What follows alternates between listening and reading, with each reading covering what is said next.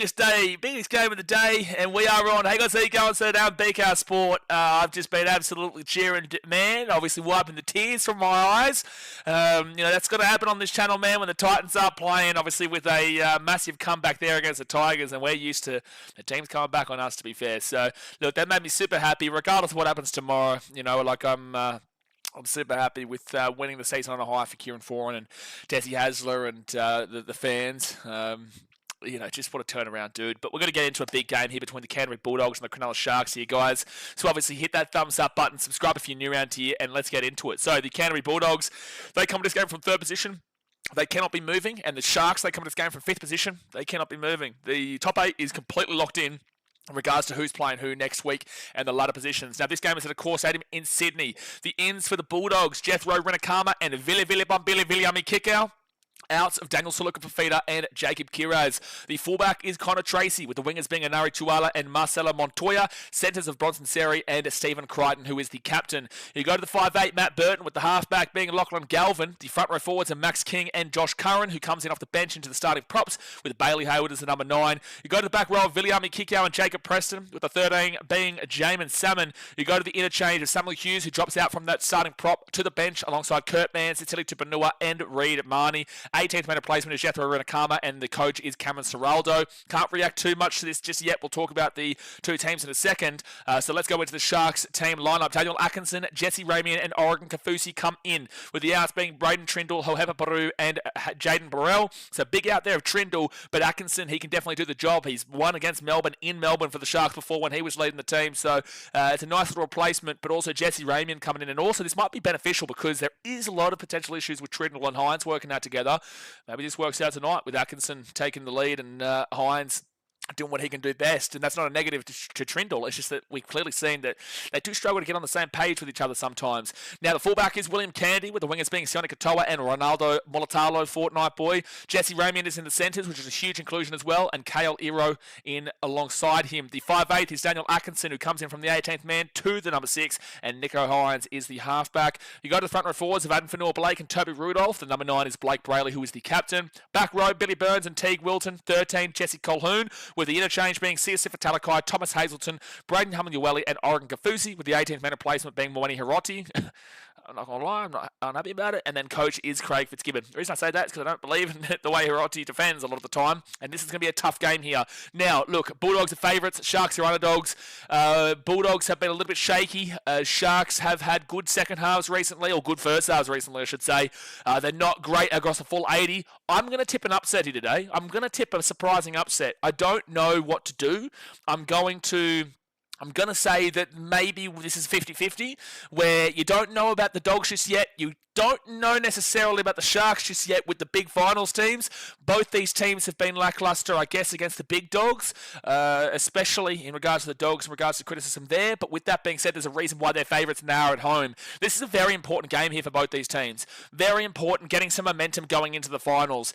The Bulldogs are in third position, whilst the Sharks are in fifth position. They've been getting some big wins recently, but also, who have they been getting big wins against? Last week, the Sharks got a big win against the Knights. Before that, they had a bye, and then before that, they beat out the Titans by 54-22. Who cares about 16th and who cares about 17th? And I'm glad I can say the Titans are in 16th now and Knights are in 17th. They lost the Dragons, the Sharks. They did beat the Cowboys.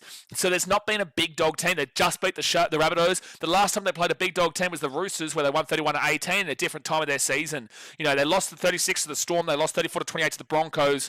They lost 40-10 to the Warriors, and also 42-16 to the Roosters. So before that previous Roosters win. So it's very mixed form there for the Sharks, but at least they've been getting some good form going into the finals. They just need to do it today against a big dog. Whilst the Dogs, they come off that game where they did beat the Panthers 28-4, but the Panthers rested all 13 or 16 of their starting 17 players. They won 28-4, but they weren't convincing for the most part. Ran away with it in the second half, but they weren't convincing for the most part. When they played the Storm, they lost 20-14. When they played the Roosters, they lost 32-12. They beat the Warriors, but the Warriors are the team that everyone wants to play in the finals right now, even though I get a bit of a sneaky suspicion Warriors might be able to sneak something next week, but I don't know if I'll be able to tip it. I don't know if I'll have the balls for it because they have been awful. Bulldogs 32-14 there. They lost the Tigers 28-14, who just lost to the Titans Bulldogs. You don't know who's going to win this game. It's going to be a belter. Hopefully both teams come in with a real serious intention to get a roll into the finals. The Sharks are a bit more experienced in finals, but they're not exactly experienced in success in the finals recently. Whilst the Dogs, obviously, they're coming in off their first finals appearance last year where they got knocked out in the first game. Bulldogs will get 2 games regardless, but the point is that this has the making of an absolute belter of a performance in this one. An absolute belter of a game. So, guys, hit that thumbs up button and subscribe. There's no point in me going into the ladder. Win or lose, both these teams will stay in. Bulldogs 3rd and Sharks 5th. Sharks will be playing Roosters regardless next week at Sharky Park. And the Bulldogs will be travelling down to Melbourne to take on the Storm. And then maybe we might see these 2 teams play again in a couple of weeks' time. But anyway, the Sharks will kick it down to the 20 for Marcelo Montoya to bring it out to the 30. I don't know why I have a sneaky suspicion the Sharks will get an upset here, but I can understand why people are pretty heavy on jumping on the Bulldogs as well. Hard game to predict, man. Hard game to predict. Mitch with the $10 through donation says, congrats on the win, Mr. Sport. Happy to see you happy after a Titans game for a change. At least tomorrow's game means something now. Exactly right. At least we can go in tomorrow. Appreciate you, Mitchell, for the $10 through donation, mate. And look, obviously tough one, but you guys have had a successful season regardless, mate. You've had a successful season at the Tigers regardless. I was really happy with the amount of fans you brought out to that game because I've been at Seabuzz for every Tigers game for the last 15, 20 years outside of that one. And they've never really brought out a great deal of fans, and we'd always out-chant them, which we don't usually do. But today, you could clearly hear the Tigers fans getting loud, getting up, and getting about. That's a penalty. It should be 6 again, sorry. They didn't call it as a 6 again. It should have been a 6 again. He was on top of the ruck and slowed it down. Anyway, Sharks will get the ball now at the 15, Sione Katoa, and he's going to now bring this ball out here to the 15 first tackle. So, yeah, thank you, Mitchell. Appreciate you, man. Obviously, it's all love, man, all banter when it's Titans playing. But, all respect afterwards. Wouldn't be a moderator anyway if I didn't appreciate you. Penalty to Sharks at the 23. Penalty to Sharks. And also, I've had to really get into one of my Tigers mates today. I had to really get into one of my Tigers mates. He was messaging me. I'm not going to read you out the words he used, but he was saying some pretty I'm in a group chat with 2 Titans fans and a Tigers fan, and he he was messaging me some pretty abusive stuff, which you guys know as Australians how we talk to each other, right? It means you're closer. But he basically went off too soon, is what I will say. He celebrated a win for the Tigers a little bit too soon. Toby Rudolph with the first tackle at the 45. Okay, Mr. hoping the Sharks can get the win, but don't think they will. Well, I'm going with the upset tip here today. To be fair, I did take the Sharks first pre-season. I had the Bulldogs in 6th. Dogs obviously finished in 3rd and the Sharks in 5th, so a bit of a switch around there. But I do think on paper this Sharks team should be doing better than what they've done this season. And maybe they could be a bit of a smoky if they can click. But if Dale Atkinson works with Nico Hines tonight, I'm just throwing it out there. Like, how long is Trindle out for? I think this is a 6 again for the Sharks. I think I just heard. Yeah, it is 6 again for the Sharks. 25 minutes out of the line. If Trindle, if Nico Hines and Atkinson worked out, there could be some questions asked going to the finals. I don't know how long Trindle's out for. Second tackle for the Sharks. They're 18 metres away here from the line. Real Fan Sports is who do you need to win tomorrow? The Eels to beat the Knights. By the way, don't think that I was ignoring your comments and whatnot for any other reason. It was just because I was trying to ignore a lot of Tigers comments for obvious reasons, right? Left-hand side, Sharks here, Teague Wilton. He'll be 5 metres after the line, 4 tackle. Wasn't anything bad or anything. It was just because I couldn't deal with Tigers comments in that period. Out to the right to Adam Fennell-Blake to Nico Hines. Knock on from Burton. He went for the intercept and unfortunately it will be a knock on. It was close though. It would have been huge if he got an intercept there. The game is let's go Sharkies. Paul says, good call last game. I came in early, so absolutely no chance of a terrible video ref call.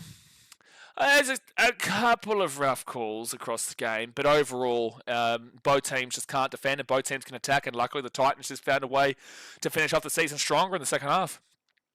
And Titans do have a good record against the Tigers, and it was only a 1-point win for the Tigers at Leichhardt about a month and a bit ago. So it's not like those two teams have been super separated individually speaking. First tackle here for the Sharkies. They're 10 metres away. Well, arguably that's a 6 again. Oh no, Bronson Terry's down here. That's a HIA coming up. Oh, please tell me he's going to be okay to play the rest of this game. God bless him. You don't want to miss that first week of finals either against the Storm. The Storm have plenty of outs, but you don't want to see... Oh, is he grabbing his ankle here? No, he slips. Oh, it's just his chin goes... Oh, he's out there. Oh, he's out there. He's out there. Oh, I don't know if Bronson Terry's going to be back today, which means he won't be playing next week either. I hope he's okay. God bless him, man. Casey says, Waz could do Could beat the Panthers, would just have to play their best game ever. Yeah, it'll take a monumental effort, but I could see a world. And in New Zealand, Panthers have to travel across. Panthers looked good today, but also not unbelievable because they still go up 20 points to the Dragons. The issue for the Warriors, they can't score. The issue is that the Panthers can score. The Warriors can normally defend, maybe not necessarily recently. And then they're going to bring Reid Marnie on here. They're going to bring Reid Marnie on. Whilst, yeah, the Warriors, they can't score. They can't. So that's my biggest issue. Ben says, good evening, Mr. BKR. Congrats on the Titans win. Yeah, that was amazing, dude. I even teared up at the end of it, mate. Even teared up at the end. Gamer says, let's hope the Sharks can win. Who's with me? Yeah, I've already responded to that. Jossie passes, does this game mean anything or is the 8 locked in?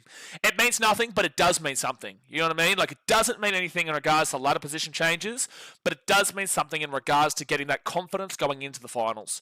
You need confidence going into the finals. That's why there's a big issue with the Warriors. That's why there is a relative issue with the Storm, but I think that people are taking those 2 games out of context as well.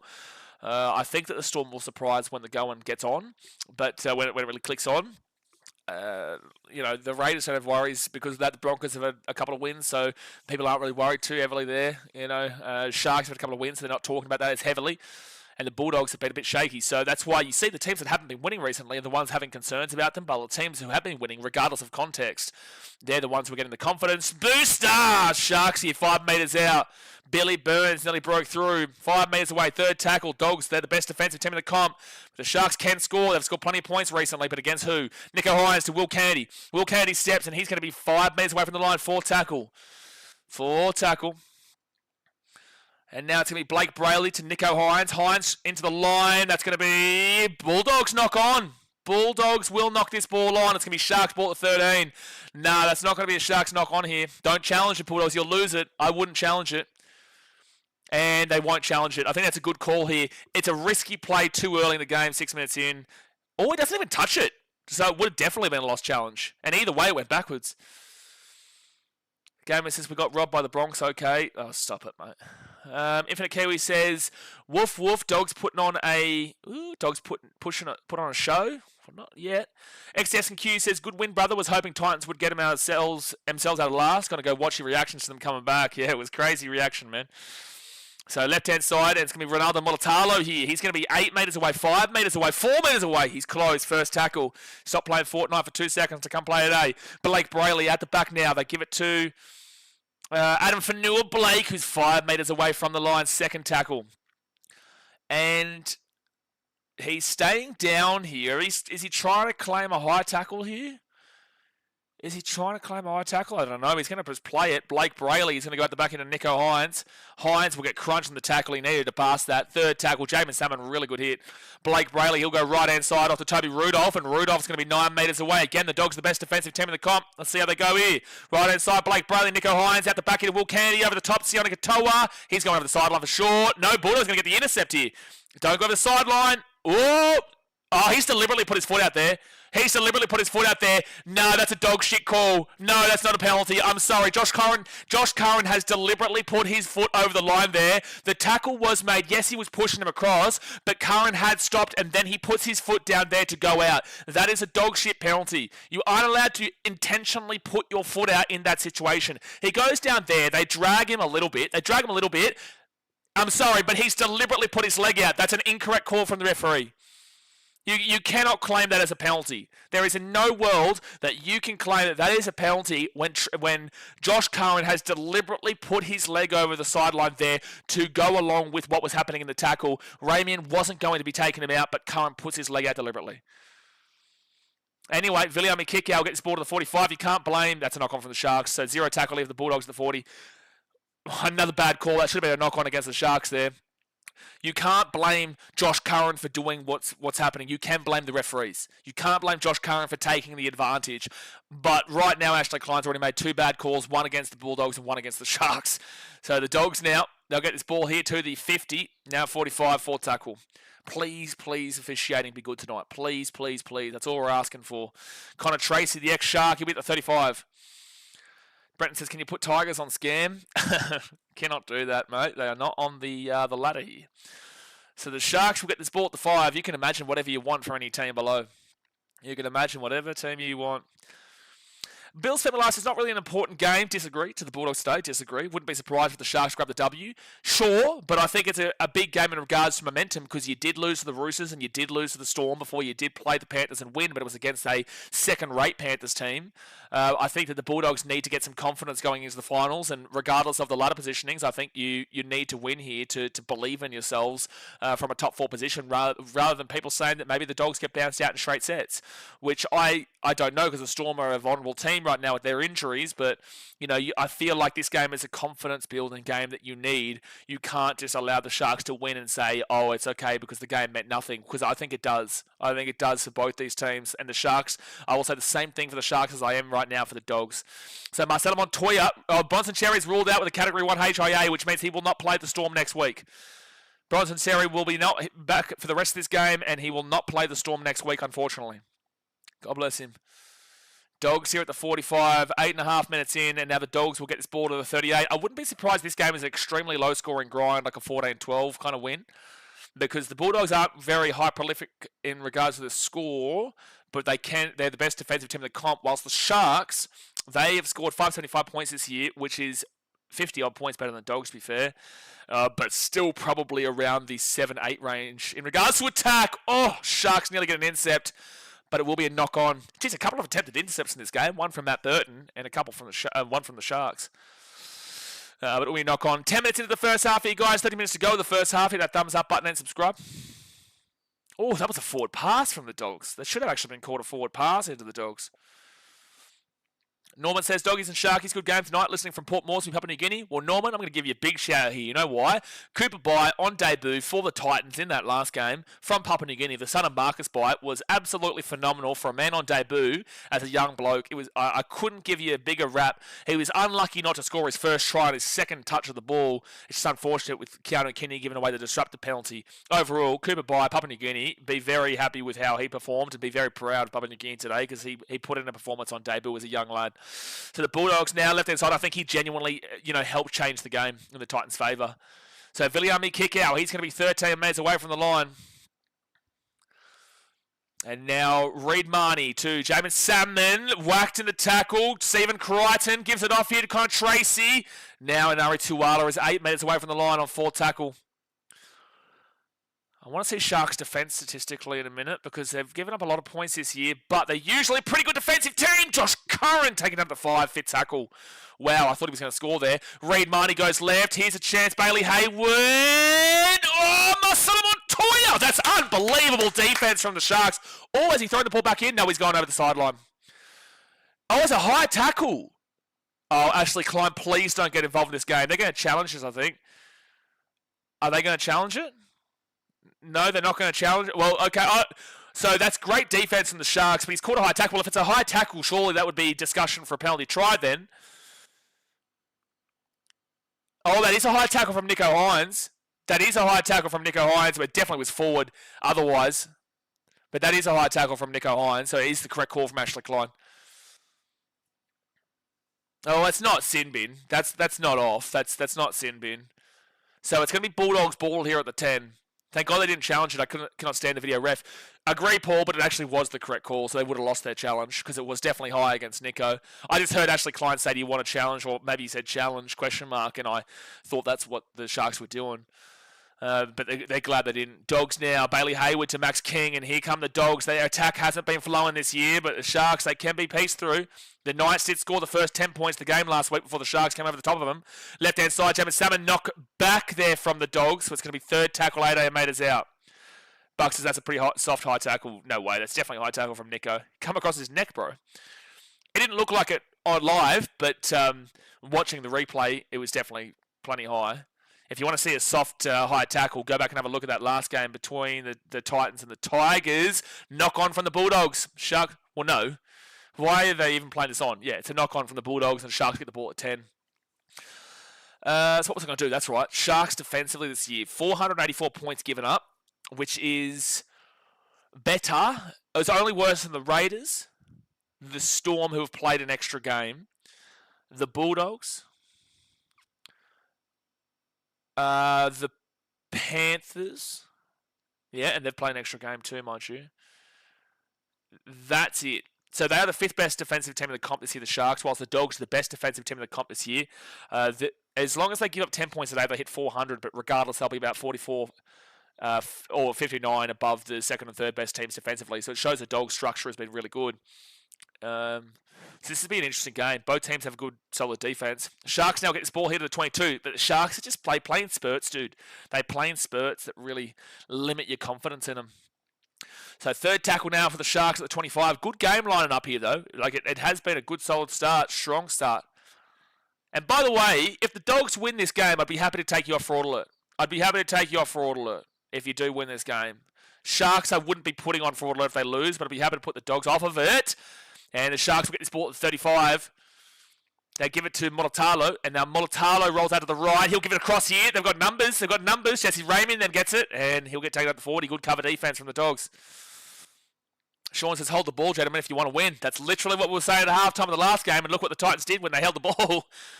Look what the Titans did. They turned it around. Connor Tracy gets taken down at the 35. Joseph says, Trindle back next week. He would have played this game, but Fitzy didn't risk him for finals. Well, I'm really intrigued to see how Daniel Atkinson and Nicho Hynes go here, because Atkinson... Look, I feel like maybe, and this is with all due respect to Nicho, I feel like maybe the Atkinson in the halves only works with Trindle rather than Atkinson working with Hynes. Whilst Hynes and Trindle can work and also cannot work. And that's a big question mark in regards to the Sharks these last couple of years, where they're able to compete at a high level, but they're not able to go on and actually do anything. Filiami kick out, gets the offload away to Burton. Burton flicks the ball out the back, and Nicho Hynes is going to get the ball here. Oh, jeez, that's bad from the Dogs. They make the mistake, Sean. You're not going to be happy with that. Up the wires as Roosters will pump the Sharkies next week. I'm going to disagree with you. I'm going to tip the Sharks. I'm going to disagree with you, man. So Teague Wilton, he'll get this ball here to the 25 on 3rd tackle. I tell you what, if the Roosters played a team that were in a top 8 last night rather than the Rabbitohs in the first half, they would have been down by 20 to 24 points. Do you see them coming back? Maybe. But they played a Storm team with 8 of their players out, and they played a Rabbitohs team that has been injured, have players out, and they're down at the bottom end of the table. Are you really going to back that Roosters team over a Sharks team in the top 5? I don't know. I want to see how this game goes, but overall, the Roosters would have been down by 20 to 24 points to a capable team yesterday. Unfortunately, the Rabbitohs, at the moment, they aren't a capable team. Maybe next year they could be, but this year they're not. Yeah, sure, they beat the Dragons 40-0, who have clearly been limping towards the end of the season.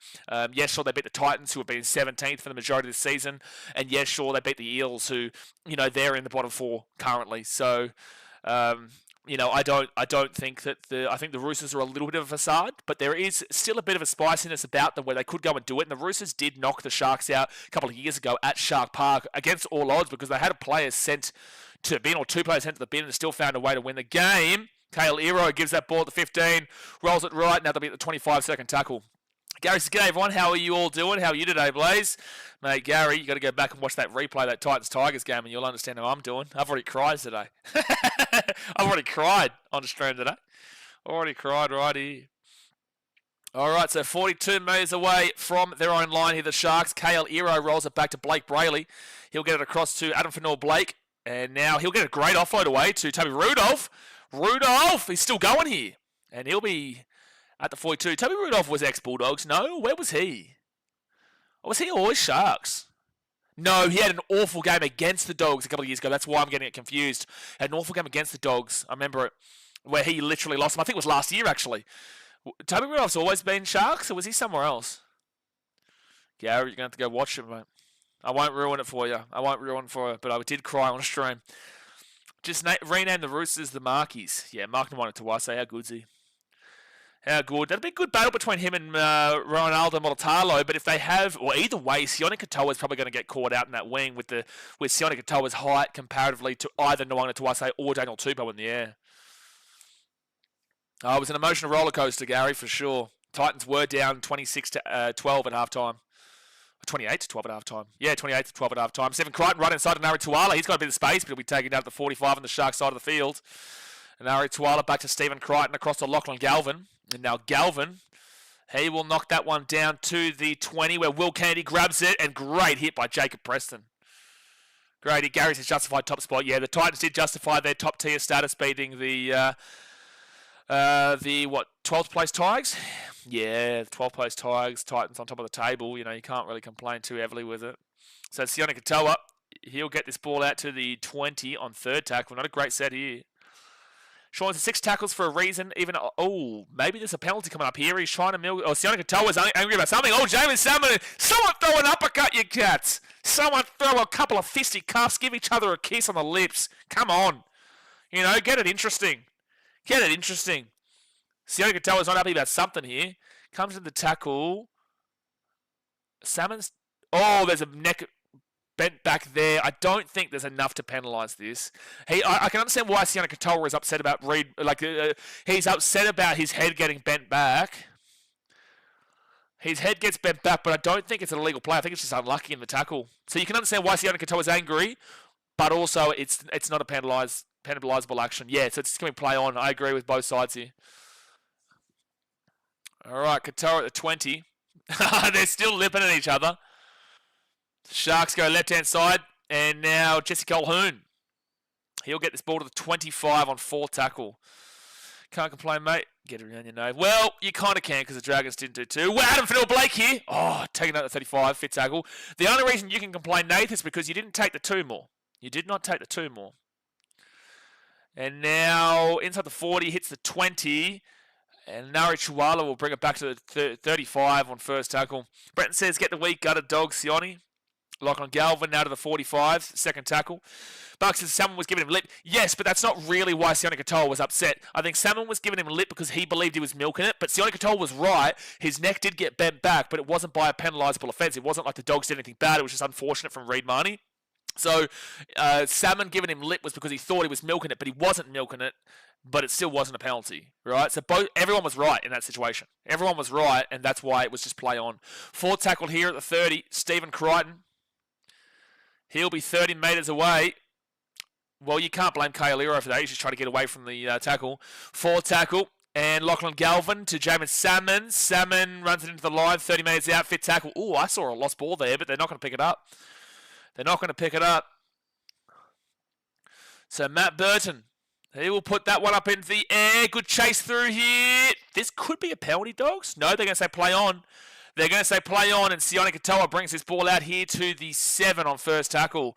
That was a dicey call. I didn't know what Ashley Clum was going to go with. He usually goes with the wrong answer. Here we go. This will show it. No, you can't. I think Montoya's tried to milk that. Third tackle over the Sharks at the 23. This game is just waiting for a penalty to break it open right now. 20 minutes to go here of the first half. Hit that thumbs up button and subscribe. Still 0-0 here. Completions is 10 from 11 for the Sharks, 8 from 10 for the Bulldogs. No one's asserted dominance just yet, but this game is just waiting for a 6 again or a penalty, which will really break everything away, or an error. Penalty, 6 again or an error will open this game up a lot more. The Sharks will kick this ball out of the 25. It shifts back and forth at the moment. Marcelo Montoya, he's going to bring this ball out here to the 30 with a good run. First tackle. Always next year, mate. Plenty of 2s to come next year. Nath, hopefully we see a couple of Galvin! Taking out the 42, second tackle. Hopefully next year we can see some more Dragons 2s. We're going to see plenty of them, I reckon. But maybe Australia can get a couple of 2s going. I think there's a 6 again here. Yeah, Ashley Klein has caught a 6 again. So Dogs here at the 45, they go to Bailey Hayward. Hayward to Viliami Kikau, and he will get crunched down at the 22, second tackle. Nate says, hit the thumbs up, fellow Saturday night goats. Get around you. What a day of rugby league it's been. What a day. Third tackle at the 33. Reid Marnie off to Jamin Salmon. Salmon now to Lachlan Galvin. Galvin to Jacob Preston. That's good rush up defense there from Teague Wilton. Teague Wilton's definitely come on to be more of the player I was hoping him to be this year. I wasn't a fan of him the last couple of years, especially after that Sharks-Rabbitohs game a few years back. I think it might have been the prelim or maybe the second week of the finals where the Sharks lost, and he was a big reason for that. I think it was 2 years ago, and the Panthers ended up beating the Rabbits in the prelim. And that's going to be a good catch there from Ronaldo Mortalo. Stephen Crichton, you're blaming again. The Bulldogs are just like trying to get penalties out of this game, and it's like you can't blame the Sharks for what just happened. The Sharks will get this ball through Kailiro out of the 18, still keeping his legs pumping. This is what all teams do. This is what all teams are doing. I disagree with this, but it's not. That's a penalty for over. Yep, that's the first penalty. There's the breakaway. So penalty to the Sharks. There's a penalty to the Sharks for taking a pass horizontal. So I'm going to say this. I disagree with it, but the ruling states you're allowed to do it. So unless they outlaw standing in front of the kicker like a shield, unless they actually outlaw that, escort is more about you're changing your path to get in the way. But if a Sharks player or a Dogs player, for example, if a Sharks player stands in front of where the ball's coming and doesn't move, it's actually not his fault, which is a little skirt that we've seen from teams recently. We've seen it just then from Cronulla, and we saw it the other week too. Great kick from the Sharks. They get from the 30 to the 30. It's a 40-metre kick. Who was the other team that did it the other week? Was it the Broncos? No, it wasn't the Broncos, was it? Who was the team that did it? Someone here will know. Someone will remember. First tackle for the Sharks, 25 metres out. What a kick from the Sharks. Gary says, just need to ask this, as I hear a few Aussies over here say that no one in Australia drinks Foster's. Is that right? No, mate. Foster's isn't what we drink. What's Foster's? No, he says no. No, Australians don't drink Foster's. That is a media gimmick. Was it the Panthers led Dark Fire? Someone will know. Someone will know. Nico Hines, Adam Fanor-Blake. He'll get this ball to the 8, 4th tackle. Olivia says this is a crazy scoreline. Is it? Sharks the 5th best defensive team in the comp. Bulldogs the best defensive team in the comp. Nico Hines, Atkinson. Here's a chance. Kyle Iro. He'll be 5 metres out. 5th best defensive team in the comp against the 1st best defensive team. Both teams linger around that 7 to 11 range in regards to attack this year. 5th tackle. Teague Wilton kicks his ball through. And, oh no, it's a knock-on from the Bulldogs, actually in the field of play, so this will be 10 metres from the line rather than a dropout. It will be 10 metres from the line rather than a dropout, so actually that knock-on there from Connor Tracy ends up being worse because it means they can't get a chance of getting the short dropout here. Drake says, hey, mate, congratulations from earlier. I saw the end. You deserve that win to finish our year. Yeah, I was crying at the end of the game, mate. I was crying at the end of the game, dude. I was crying. 7-8 minutes to go in the first half. Still 0-0. GH Sharks says, here's a golden chance for the Sharks. Absolutely. You know, an obvious thing to say, but whoever scores more points today wins. And the reason I say that is because you're not going to see many points in this game. So anyone who is in the lead, this is such a bullshit comment to make, but anyone who is in the lead has the best chance of winning. But if you know what I'm talking about, you get it. William Kennedy here. Oh, he'll be 5 metres out from the line. If you understand what I'm saying, you understand what I'm saying, but otherwise it just sounds like a real bare, basic, stupid comment. 6 again here with the Sharks. They're 20 metres out. Toby Rudolph will be 13 metres away. Foster's is just a prop for movies, Gary. I don't know if I've ever had a Foster's in my entire life, and I've had plenty of drinks in my life. And Teague Wilton crunch at the 8. 2nd tackle. Blake Brayley gives it to Daniel Atkinson. Atkinson out the back at Adam Fanor-Blake. Here's a good run here. Oh, he'll be 5 metres away on 3rd tackle.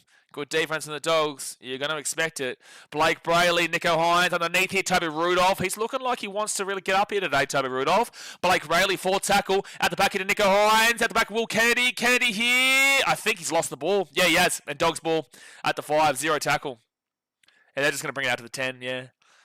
Sean James, is the new rule of escorting. If you are being a prick deliberately, woke rules have stopped players getting punched because you've been a prick. Well, look, Sean, I'll be honest with you. If woke rules didn't stop, Reid Marnie would have probably died on the field in the last couple of years. If you were allowed to punch players still, Reid Marnie would be headbutted into the oblivion of the world. That's actually not a knock-on from the Sharks. Oh, they're saying it's an accidental offside against the Sharks. I don't know. Oh, Infinite Kimmy says, yeah, the Broncos were playing statues the other night. I don't think it was them, though, that I'm thinking about, but maybe you might be right. I don't think it was them. Oh, it's the Sharks. You get the ball. Well, it wasn't a knock-on, so it's actually the right call in regards to no knock-on. I just thought they called like an accidental offside. Sione Katoa, he'll be taken down 5 metres away. 1st tackle. Well, that came out of nowhere. So the Sharks now 5 metres out. 1st tackle. They give it back into Blake Brayley. Brayley to Adam Fanor-Blake into the line. It'll be 2nd tackle 10 metres away. Both teams just can't score. Knock on Bulldogs has a contentious call. Well, there was definitely a knock on from the Bulldogs. It was just that no one thought that the Sharks, everyone thought Sharks knocked it on, but he actually got boot to ball. And Kyle Iro will get this ball to the 10. It was a big hit on the other side of the field. Who's the one who... Oh, Viliami Kikau looks like he's a little bit worse for wear in the backfield. 4th tackle, God bless him. 7 metres out, Blake Brayley. He'll go to Atkinson. Atkinson out to Nico Hines. He'll go short ball into the line. Try some Shaggies! Billy Burns, Nico Hines, Booshka, baby. Nico Hines with a beautiful pass. By the way, I just realised, when is Britton Nakora back? I've just recognised this from the last couple of weeks that I was forgetting about Britton Nakora for the Sharks. Where is Britton Nakora? It's a great try there from Billy Burns, though. Huge line. Yeah, Viliami Kikau is going to have to come off with a HIA there on that hit from Toby Rudolph. I think he might be okay, but he did look wobbly in back play. And look, they've gone straight out to his side, and that's where Billy Burns has broken right on through. Matty Burton had to play out there defensively in centre, and Billy Burns, too good, just runs it straight on through. Yeah, kick out definitely still woozy. He's going to come off for a HIA, and we've already seen them lose one player from the Storm game next week in Bronson Seri from a concussion category 1. And now you just got to hope that Viliami kick out. You can still see his hazy. You're right, Buck. By the way, Buck, I swear to God, I will hide you from this channel if the Eels lose to the Knights. Buck, I look you in the eyes right now. If the Eels lose to the Knights tomorrow, I'm going to hide you from this channel, you bastard. You hear me? And I'm serious. I'm serious. You better go and get an alt account. You better get... If the Eels lose tomorrow, you're going to have to go and make an alt account to still comment on these streams, which I'll allow you to do on another account. But I'm hiding Buck Cannon from this channel if the Eels lose to the Knights tomorrow. I promise you that. You have my word, Buck. I promise you that. Nico will kick this ball over the post. You know what? I'm going to message Entertain House while we're here. Yeah, Blaze is headhunting Paris and Waters. Yeah, right, because I'm about to get one right now. Where's Entertain House? Where's Entertain House? I'm going to mute the first part of this. All right. If you find a way to lose that game tomorrow, not only am I removing you as a moderator from BKR Sport, I am also going to hide your channel from BKR Sport, and I'm also going to block you on Instagram, Hayden, and then when I come back and I see you at Combank for any Eels-Titans game, wherever in the future, I'm giving you an uppercut. Okay, bye. Here you go. I'm sending that to Entertain House. If you guys don't know who Entertain House is, he's a content creator who gets around the Eels, so I need to make sure he knows. Pick on Buck Day. He's an Eels fan, Jay. We need the Eels to win against the Knights tomorrow, otherwise the Titans will get the spoon. So 6-0 here, by the way, to the Sharks. They get the kick. He's an Eels fan, Jay. GS Shacks says, Britt McCaw returns from his 3-game suspension. There you go, in round 1 of the finals. Well, that's a huge inclusion. Jay says, pick on Buck Day. Better hide Blitzy too. Oh, yeah, no, he's getting slapped. Blitzy's getting slapped because he decided to get on the Eels bandwagon. So he's put himself into a line of fire, the old Blitzy. He's put himself... Tommy Hazelton with a huge run of the 20 on first tackle. Huge. Real Fan Sports will see you. I hate watching the Knights tomorrow, huh? Mate, I tell you what, if the Eels go and win, I'm taking my shirt off on stream. How about that? Oh, I'm hate watching the Knights tomorrow, especially with their Knights content creators talking shit about the Titans when they've lost both games to the Titans this year and also are currently below them. So if they go and lose, they're saying, oh, I'm so grateful and blessed to not be a Titans fan. Well, eat a dick if you lose tomorrow.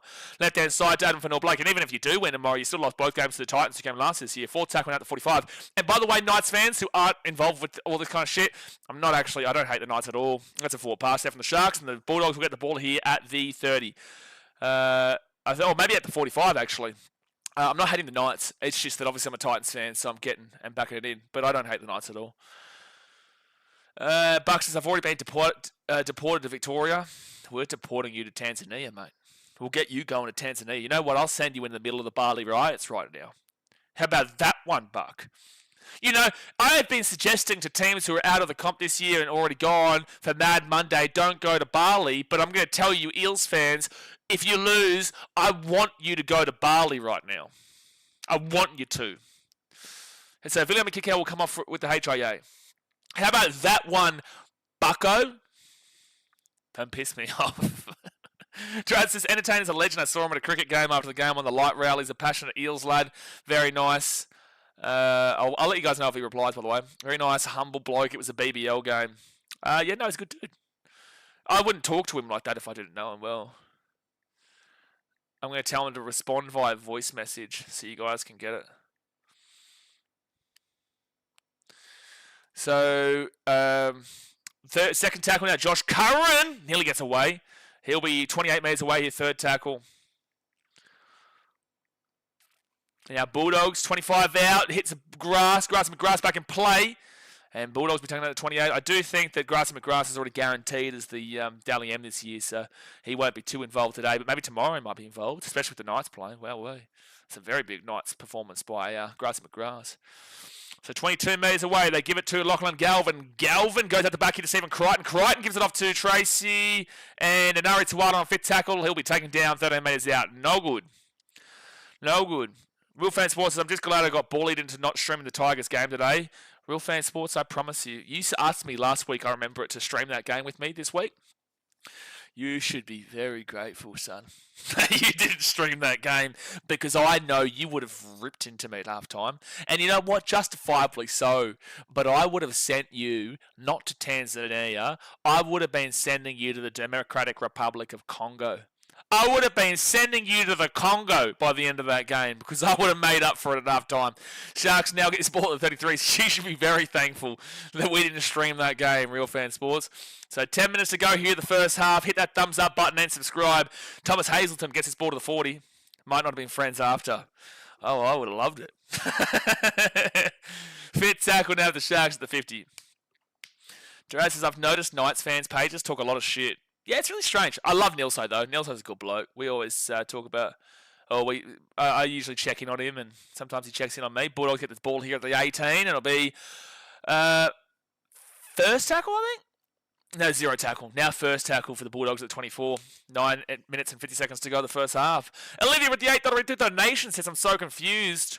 Why? We're basically talking Titans Knights material right now, which you should be aware, Olivia, of why we're talking like this, because tomorrow's Knights versus Eels game definitely means something. So you're going to see I'm going to passionately support the Eels tomorrow. I'm going to passionately support those bastards. Matt Burton will kick this ball from the 35 to the Sharks at the 30. Appreciate you for dono, Olivia. And now Ronaldo Molitalo to the 45, so good field position here for Cronulla. I was at the pub. Oh, Olivia, you missed out a stream. Olivia, you missed out a stream. You missed out a stream. Do you know what happened in the Titans versus Tigers game? Do you know what happened, Olivia? Obviously, you know the Titans have won by my reaction. But do you know what happened? So, Braden Hamlin-Yaweli gets his ball to the 50. I saw you won. Yeah, you'll enjoy the... Well, I don't know if you want to watch the whole stream, but if you go back and watch the whole stream, you'll see a roller coaster of emotions. We were down 28 to 12 at halftime, Olivia. Nico Hines, right inside, and they're away. Siena Katoa, Jesse Ramian, Toronto Shaggies! Bush, up the Nulla. Sharkies with a try, it's 10-0 with a kick to come. Bush, that is a punch to the stomach of the Dogs. And the Sharkies, are they finding form at the right time of the season? Are they finding form at the right time of the season? Real Fan Sports, they wanted to, that's all right. We'll make it happen next year for sure. It just has to be a game where, when we stream, it has to be a game, and this is with all due respect, that it's not like a very important game for a lot of contextual reasons. Like, a lot of the time, the Sunday games would be better for me because, like, for example, tomorrow could have been fine because the games don't really mean jack shit and it gives us extra to talk about. But in games that mean something, it's kind of impossible because I need to commentate really fast like I am right now to keep up with the chat, keep up with the score, keep up with the gameplay, keep up with other conversations about other games. It's just too much. So Sharks will score. Jesse Ramian back in. He didn't play last week, but he played today and he will score. Nico Hines playing well. Nico Hines playing well with no Braden Trindle. I'm just throwing it out there. Sean says a proper Titans stream. Yeah, Titans games are also just nearly impossible because I don't want to, and this is again with all due respect, I don't want to deal with dickheads. So if there's no way I would stream, and I'm not saying that you're a dickhead, I'm just saying that I wouldn't want to deal with opposition fans. I already ignored your comments in the chat before because I just didn't want to have to deal with having to reply to Tigers fans. And that's with no disrespect to Tigers fans. Like, obviously, I've always said I like your club, and I like how passionate your fans are despite the lack of success. You've given me a lot of grief this year, Tigers fans. You've given me a lot of grief this year for my beliefs in regards to the development nature of the Tigers, even though I was right the entire time. But I like the Tigers, but I ignored Tigers' comments in that last stream because I just knew that in that kind of crunch of a moment, my goodness me, I couldn't deal with it. I couldn't have dealt with it. And you won't even say anything bad, Real Fan Sports. Just the littlest things will piss me off when the Titans are playing. You know what I'm saying? So it wasn't that you were saying anything bad. It's just that the littlest things would piss me off. Like, I didn't even tell you guys, there was a couple of Tigers fans getting around that game in the second half, and it pissed me off. I just didn't acknowledge it. So it's going to be Sharks who get this ball out here to the 15 on first tackle. I'm sure Mods probably would pick up who I was referring to or a couple of people I was referring to. And Real Fan Sports, just knowing you're a Tigers fan pissed me off. Second tackle here at the Sharks at the 18, especially considering you're from Texas, right? You're Texas. No, you're New Orleans. Are you from Texas? You live in Texas, no? Because you're not from. Are you from Louisiana? Third tackle now for the Sharks, and they're going to get this ball here to the 40 on 4 tackles. 6 minutes 46 to go here of the first half. Oh, you are from Louisiana. Okay. Sorry, why did I think that you're in Texas? I don't know why.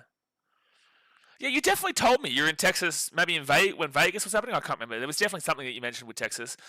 All right, so that's going to be kicked to the 20. The ball bounces awkwardly. Sharks knock it back. Sharks knock it back. Sharks still fit tackle. Dogs ball. Have it 25. Oh, non-P's from Texas. There you go. Yeah. Sports says, thank God the Bulldogs are losing. Oh, jeez. Dogs get this ball here to the 28. Their fans won't like that. Mitchell says, one of the Dogs organisation got upset at what Crichton did last night. The old Chod. It's third tackle now for the Dogs at the 40. I just feel so good that I can go into the off-season with the Titans knowing they're going to have a refresh start with Josh Hannay, Scott Sattler, the Frizzels, even Steve Mitchell, anything for Frankie Header recruitment. We go and do a different route. I'm just so happy we ended with a win. I'm just so happy. You're not going to... If we had ended with a loss in the way that game was going in the first half, I would have been so pissed off for the rest of this next 6 months. But, at least I've got a refreshing vibe right now, So sorry, Tigers fans. Scanning a toe with a great grab there. He brings it to the 22, and he will knock it and offload away. He could have, but he would take it out at the 25. 5 minutes to go. Dads will be at the game for sure, Nath, yeah. Bretton says, how's the crawfish in Louisiana? What a random question. Sharks now beat the 30 on second tackle. Dogs have come back a lot this season, but it was the beginning of the year. Sports says, don't you reckon getting rid of Sexton screwed the whole momentum of the Dogs? Galvin, big mistake. My biggest issue for you, third tackle at the 40, on that statement, is that, sure, I was for the Dogs changing their halfback. I was not for the Dogs changing their halfback halfway through the season. So it's like Dogs fans have a right to complain about people saying, well, you all asked us to get rid of Toby Sexton. And the Dogs fans also asked to, Toby Sexton, blah, blah, blah. But then when you get rid of Toby Sexton, people are like, well, you shouldn't have done it. Oh, that's an accidental offside. That's actually a deliberate offside. It should actually be a penalty because he has still grabbed the ball. It's accidental, but it's, they're going to say knock on from the Sharks. That's why it's going to be okay. It would have been a penalty for offside otherwise. It's going to be Dogs ball, yeah. So it's like, if the Dogs can't win in this situation because if they got rid of Toby Sexton like everyone wanted. Wait, are they saying the Sharks knocked this on? Well, I don't think... Did the Sharks knock that on? Anyway. Dogs ball here. First tackle at the 25. I don't really understand what happened just then, but either way, Dogs had the ball at the 25. So what I'm trying to say to defend Dogs fans and Dogs organisation... Opposition fans and everyone in general was saying you got to get rid of Toby Sexton or you won't win a comp. The Dogs then went and changed their halfback from Toby Sexton to Lachlan Galvin, and then people said, well, you've changed Toby Sexton to Lachlan Galvin, and now you're not going to win a comp. And it's like, well, they can't really win in this situation. With that being said, I thought Toby Sexton long term, no. Lachlan Galvin long term, sure, yes. Wait till the end of the season, keep Toby as the 7, and then next season you can bring in Lachlan Galvin if you so please. That's what I would have done. And if anything, you keep Toby as a 7 and Lachlan Galvin as a 14 if you really desperately want to do that. But overall, I wouldn't have been, when you're undefeated at the top of the table, I wouldn't be changing out any of your spine. I wouldn't be getting into the media anywhere near as enough. Will Candy, great grab at the 25, and he'll bring it out to the 30. Huge grab there from Will Candy. So do you understand what I'm saying? I think it was the wrong decision what they did, but I don't think it was the wrong decision that they did. There's just parts of the situation they did wrong, and there's parts of the situation they did right, in my opinion. Daz is at Bankstown KFC on game days. That mother bitch still owes me a damn well zinger box. He still owes me a zinger box, that bloke. Oh, Entertainer has sent me a voice message. Fourth tackle at the 45. We'll wait till the end of this half. At half time, we'll show you the voice message from Aiden. So Sharks here. They'll beat the 50 to Thomas Hazelton at the 45. They're up 12-0 here. Low-scoring game. We expected it. Blake Bradley did tip the Sharks as the underdog today. They were paying, I think, like $3. $3.50, which is a huge underdog status. Kind of Tracy grabs it, knocks it on. Oh no, Sharks might score. Talakai, he offloads it. Blake Bradley, they're going to be up 16-0. Oh my gosh, out of nowhere, the Sharks have just scored. Knock on from Connor Tracy, the ex-Cronulla Shark, right into the hands of CSF Talakai. He offloads the ball onto the inside as a rushing Blake Bradley scores out of the post, basically. It's about to be 18-0 Cronulla. Oh, Dogs, this isn't good. I know your fans are going to come out and say, well, excuses are the Bulldogs aren't playing for anything. Well, guess what? The Sharks aren't playing for anything. The Sharks and the Bulldogs are playing for the same amount right now. Confidence going into the finals. Well, in your last month, if you lose this game, there's still a long time to go in the game, 41 minutes. If you lose this game in your last month, you have lost to the Roosters by 13 plus. You have lost to the Melbourne Storm, not by 13 plus, but close enough, but not 13 plus. You have beaten the Panthers, who rested 16 of their 17 players. You had a full-strength roster. And then currently you're down 13 plus to the Sharks, with also no Britain Nakora, mind you. So it's a concern. I'm not saying anything, but I'm saying it's a concern. And I did say for the last 2 months, I have been saying the Dogs have been giving major Sharks of recent years vibes. I'm not saying you're going to get knocked out of the comp early. I'm not saying you're going to get bounced out in straight sets, but I'm saying you're giving massive vibes of what that Sharks team has been for the last couple of years. And no Trindle, Duraz, yeah, you're right. But I also said before the game, no Trindle could work out brilliantly because Hines and Trindle work sometimes and don't work sometimes because they get in each other's way, whilst I wanted to see if Hines and Atkinson worked, and I would love to see if Trindle and Atkinson worked. Atkinson would go to 7, Trindle would be the 6, or Trindle grew up playing 7, but you'd probably keep him 6. Atkinson 7, Trindle 6, which I think is what they did when they played the Storm and beat the Storm down there with the Atkinson field goal. Hines gets the kick, and it's 18-0 to the Sharks with 50 seconds to go. So basically, we know what we're going to see from Hines and Trindle in the halves. We have our questions about it. It can work, but we have our questions. We are now seeing what Nicho Hines and Atkinson can play together like. That was a good kick there from Atkinson, and Nicho Hines had a great game here today. And we don't know what Atkinson and Trindle are necessarily like, but it would be really nice to see how the three different operate, because if Trindle and Atkinson worked great in the halves, then I wouldn't be so opposed to Hines being pushed into another position despite his contract and how much money he's getting. If Hines and Atkinson work out, then I wouldn't be opposed to looking at other options from Trindle and saying, well, maybe we do go with Atkinson and Hines into the future, and we look to bolster a different part of our squad, whether that be in the forwards, whether that be in the backs, which I don't think they need to do. Kale Lero, Jesse Ramian, Ronaldo Mulatalo, Sione Katoa. Maybe you look at a fullback. Maybe you say, maybe Will Candy's not get the job done, and you go and look for a fullback in the market. I don't think AJ Brimson would do it, but AJ Brimson wouldn't be a bad shout. That'd be a very big. I think AJ Brimson would actually go and help with the Sharks win a competition if he was their fullback. I think he would. I think that he plays a very different side of Will Kennedy. Kennedy is a bit more safe, and he would love to play fullback, but I don't think he leaves the Titans. I think that the Sharks have a lot of intriguing things that can switch around. 7 seconds to go here. Sharks might go for a 2-point field goal. I'd do it. No, okay, Blake Brayley goes to Nicho Hines. He will grab this into the corner. Or why not just go for a field goal, Hines? Why not just have a crack? Or maybe you just don't want to get the charge down. But halftime 18-0, lads. Rice is glad Foz and the Titans got the win. Rice, you should go back and watch the last bit of our stream, or just watch the stream in general. It was a roller coaster. It was a roller coaster. Just got back from Foz's last game, first Titans game I've been to since we've had Zeb Tyre. Well, damn, Rice, gee whiz, that's a long time between drinks.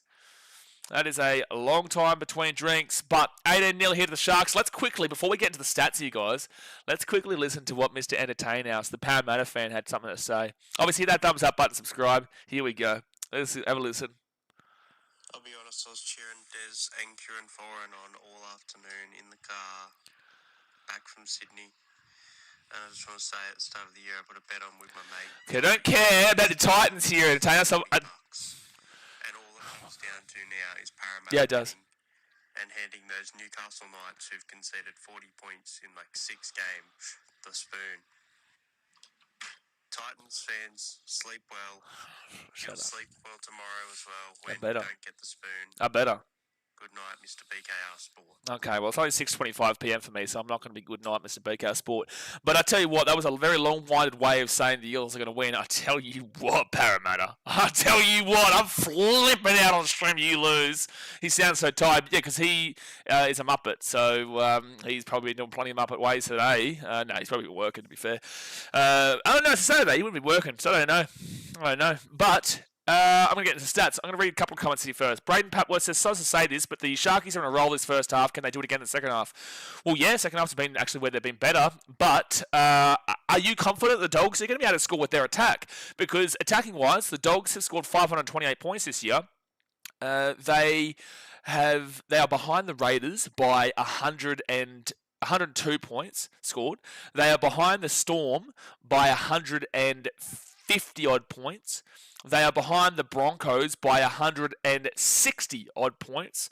The Sharks, they are behind by about 50 pre-game. Now they're about 80 half-time. They are just above the Warriors. Just above. They are behind the Panthers by 50 with an extra game, but then again, extra half game. They are behind the Manly Sea Eagles by 30. They're behind the Dolphins by 130. They are behind the Cowboys by 10. And they would be super close. They're actually not too far away from the Titans on attack. The Titans, with their 34 points just scored, their 30... How much did they score? What was the final score in the end of that Titans game? The Titans score was 36-28. So they scored 36 points. The Titans go from 484, 494, 504, 514, 520. The Bulldogs have only scored 8 more points than the Titans this year. So whilst you might be correct, I do think it's a conversation point that the Dogs do not score well and the Sharks can score. But the Dogs are the best defensive team in the comp, but the Sharks are the 5th best defensive team in the comp. And right now, with 18 points given up, they go from 390 against to 408 against, which is still well and truly better than the Raiders and the Storm. But the issue is the Raiders and the Storm have ridiculously good attack. So that's my biggest concern there. And the Broncos, I think the Bulldogs beat the Broncos, but the Bulldogs, in regards to an attacking state, should beat out the Broncos, but defensively, the Bulldogs really need to limit what we're seeing here right now. Otherwise, you could say the Broncos could actually do a good number as well in regards to their attack. But let's get into the stats. Let's get into the stats here and see what that's saying overall. Like I said, hit that thumbs up button and subscribe. This game can still change around, Dogs fans. It's not game over, but you need a real big change around here. Entertain us as I'm sick.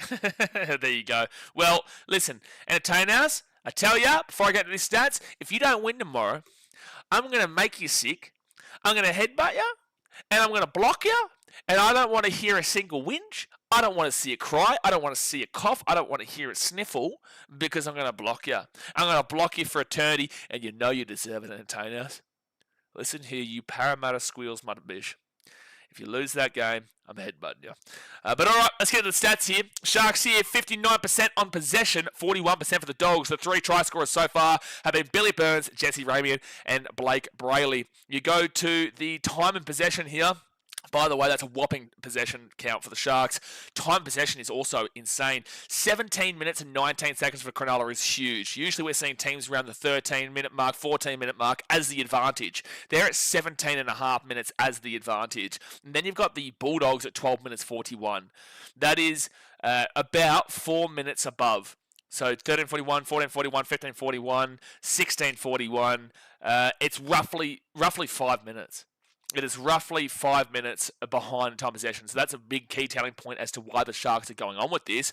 But completion rate, by the way, that's a healthy number there as well, with 29 minutes plus the 2:41 plus the 19. That is quite literally 30 minutes on the dot. You've watched rugby league action for 30 minutes out of 40. That's very good numbers. And then we go to the completion rate. 80%. 80% is the minimum you want to be seeing as the marker. Both teams are doing that. The Dogs at 82%, which is good. 14 from 17, that's very good. But the Sharks are at 92%, which is extremely good. 23 from 25 is really good gear in regards to keeping the ball. They've had 8 more sets than the Dogs, but had the same amount of... Actually, no, they've had less incomplete sets with 8 more sets. 3 incomplete sets for the Dogs, 2 incomplete sets for the Sharks. That's really good numbers there. But both teams are really good regardless. Sharks just obviously much better there. Now, in regards to the runs, you're going to see a big gap here. 115 runs for the Sharks for 826 metres. Bulldogs, wow, 75 runs for 545 metres. So if you're looking for the 10 metres on average per run, the Bulldogs are currently behind by 500? Shit, no. Sorry, 205. I was looking at that number 5.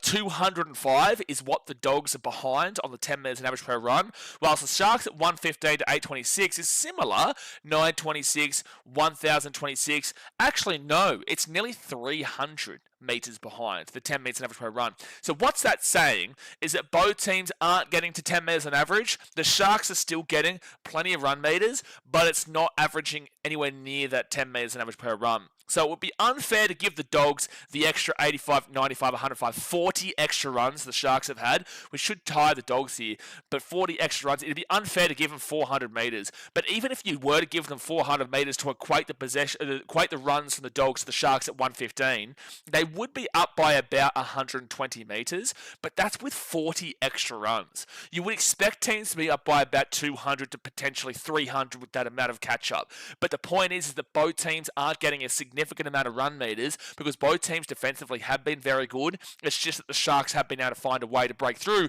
especially on that right side where Viliami Kikau went down with the HIA and also Bronson Seri is out for the game. So they've really picked that side up, which is beautiful. That's what you want to see from an attacking half in Nico Hines, and that's what you want to see from Atkinson. It's what you want to see from Blake Brayley. Yeah, he scored on the left-hand side from a mistake from Connor Tracy, but ultimately the right-hand side has been where the numbers have been done here for the Sharks. So really kind of key telling point here is that collectively across the board, the Dogs have actually been pretty good defensively, regardless of the score. It's just that the Sharks have pinpointed where the injuries are coming here from the Dogs and are really making a mark for it. Now, post-contact meters is 278 for the Sharks, 166 here for the Bulldogs. I'm going to say the Dogs will be leading that by a good 50 with an equated amount of possession with the ball. If they were at 115 runs as well, I will go and assume, it's an assumption here, it's a difficult metric to read. I will take the Dogs from 166. I'd probably put them at about 300. I reckon they would get about 140 metres as a minimum from an extra 40 runs there. I really do. Maybe even, maybe not. Maybe chuck them at least. Yeah, no, I would take them to 300, not 300 post-contact meters. That's ridiculous. But I would take them up to the 300 is what I'm trying to say there. So that would be about an extra 134 post-contact with the extra 40 is what I would probably assume. So I do have the Bulldogs leading that department, just not on this a pure stat. Line breaks 2-1 Sharks. Tackle breaks is 21-15 Sharks way, which means the Bulldogs are on an individual level missing a few tackles. So are the Sharks, but they're on the average. Average set distance, and this is a key telling point which proves what I was just saying there in the run meters department. Now 25 and under, you turn the stream off, it's pathetic. 25 to 30 is disgusting. 30 to 35 is underwhelming. 35 to 40 is hitting the marker. 40 to 45 is great. 45 to 50 is fantastic, and 50 plus is basically perfect. Now the Dogs are at 32.11, which means that they are 3 under the marker of 35, and they are at the mid-range of the underwhelming department. They're not getting a great deal of meters on their average set. Whilst the Sharks, they're at 33.07, so it's only 1 metre difference. They're also in the underwhelming department. This is showing this game has a lot of really significantly superior defence to attack.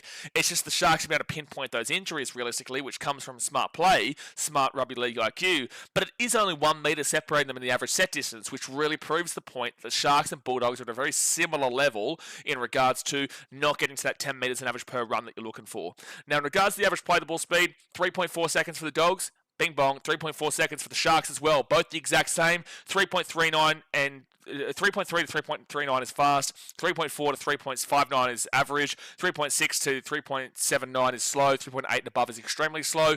If you want to go under 3.29, then it's extremely fast. They're both at 3.47, so they're both at a pretty average rate. They're just going through at a normal rate. Then you go down to the offloads, both teams with 5-5. I think it's working out a little bit better for the Sharks, however. And then you go to the dummy passes of 12-0 Dogs. Wow. Sharks haven't thrown a single dummy pass. I'm going to have a quick drink here. I haven't had much of a drink all day today, to be fair. It's been quite hectic streams. And then we go to the kick defusal.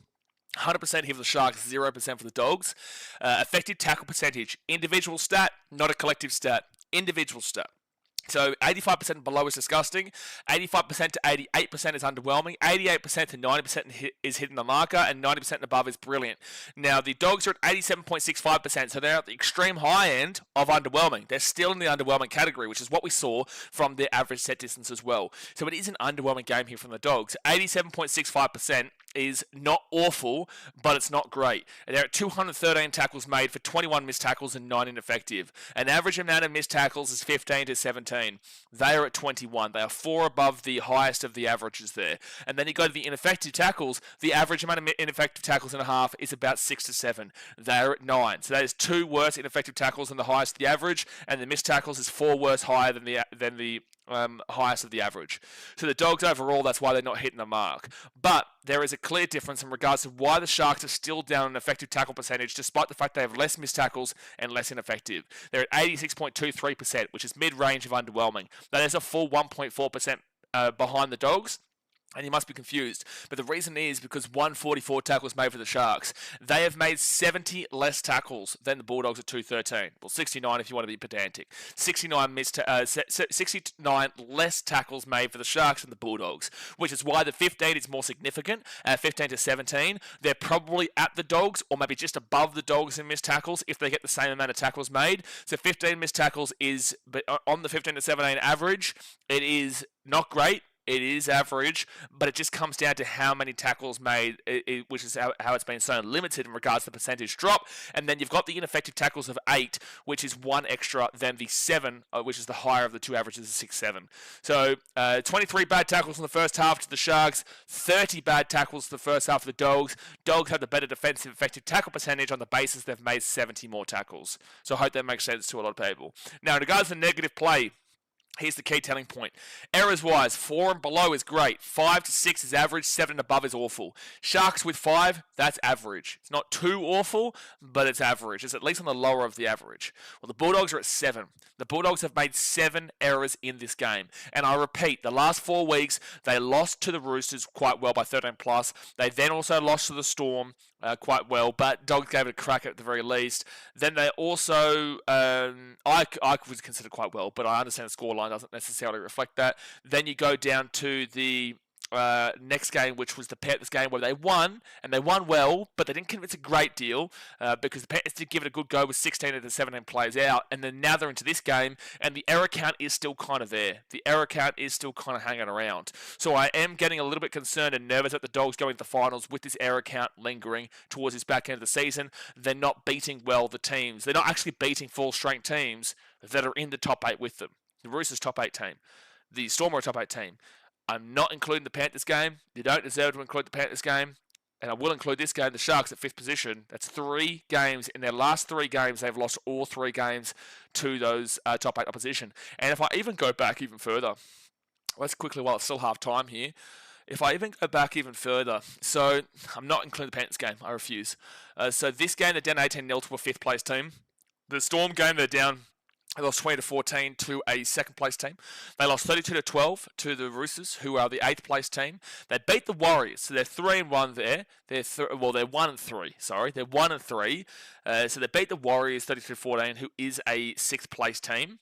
So 1-3. And then you go back to their previous top 8 team, which is Broncos. They lost 22-18. So that's 1-4. They lost to the Panthers. That's 1-5. They played the Roosters and beat them, so that's 2-5. Played the Raiders and beat them, that's 3-5. Lost the Broncos, that's 3-6. Beat the Sharks, that's 4-6. And that's it. So they're 4-6 against top 8 opponents this year. They are 4-6 against top 8 opponents. So, but in their last 3 games, they're 0-3 against them. So it is a discussion point to have that most of that 4 wins is coming from the beginning part of the season against the top 8 teams rather than this late part of the season. So errors, not good. Penalties conceded, 2-2, not too bad. Ruck infringements, 2-0 against the Dogs, not too bad, but Sharks perfect. Inside 10 metres, 1-0 against the Sharks, and then on reports is 1-0 for the Dogs. I'm going to tip the Sharks here from this game. I tipped them before the game as an upset, and I'm going to obviously keep up with that when they're up 18-0 here. I think the stats are pretty even in a lot of ways, but I think the Sharks are edging it out in a few of those niche little stats as well. So obviously, guys, hit that thumbs up button and subscribe. The Dogs will will receive this ball in the in goal, and Lachlan Galvin, he gets it off to Sam Hughes, who brings it out to the 10, and Sharks, they whack him all the way back to the 5 on the first tackle. Huge work. Huge work. Sports Baby says, mate, you should do this on playback and simulcast on YouTube at the same time. On playback, anyone you give permission to can come on stage and chat. I have a playback channel and show all the Dodgers games. So I'm not going to do that on the basis that I don't want people just jumping into the stream.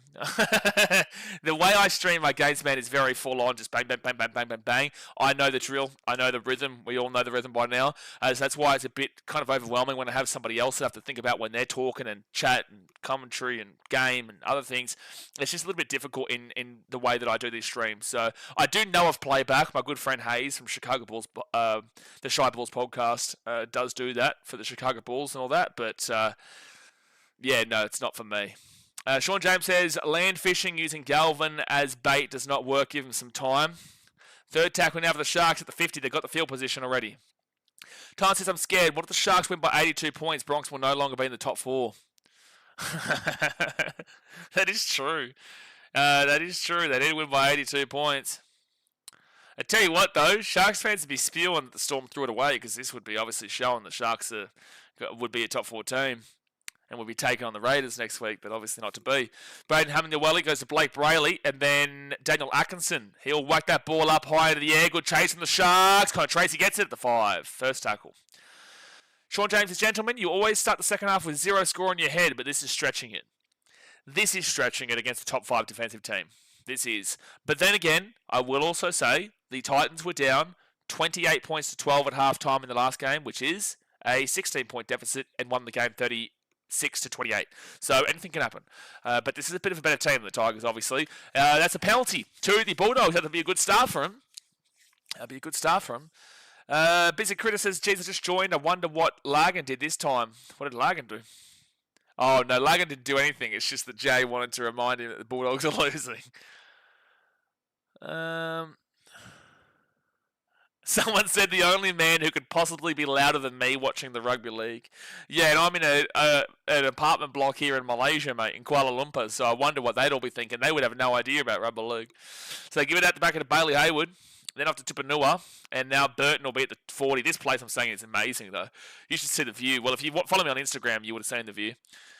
Bailey Hayward up to Tupanua, and Tupanua will be 35 metres away, third tackle.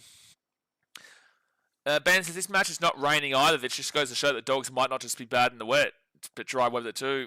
Well, they've slipped away in the last couple of months, man. Fourth tackle at the 30. Sean says, if it ends like your game, I'll be going off like a frog in a sock. So will I, to be fair. It'd be crazy to see. And you would probably start to think about putting the Sharks on fraud alert for being up 18-0 against a good team and throwing it away. I would actually consider it, because it would be a very Cronulla thing to do. And Sharks hit the ball to 5. I think Montoya's tried to milk that again. Montoya's got to stop trying to milk these escort penalties. All right, Sharks now get this ball to the 10 on second tackle. Brenton says, the neighbours in the last game would have been scared. Honestly, I reckon they would have. But if I never got a complaint from any other countries, like I've still never received a complaint. Not been from Airbnb, not been from hotels, not been from any people in general. I've never had a complaint. And it's penalty to the Sharks when offside against the Dogs, which is quite funny. India, so penalty to the Sharks here at 30. India, there's no such thing as noise pollution, but the beautiful thing is that these games are on during the day, so legally speaking, I can scream and shout and shake it all about all I want until 10 p.m. That's pretty much globally. 10 p.m. is a pretty global recognised time for noise. India doesn't give a shit. Thailand doesn't really give a shit. And then Vietnam, I don't know if they give a shit, but again, no one's ever complained. And the Airbnb hosts always love it. The Vietnamese Airbnb hosts that I had, they fucking loved it, mate. They want a buddy. They'd never watched well, they watched the channel.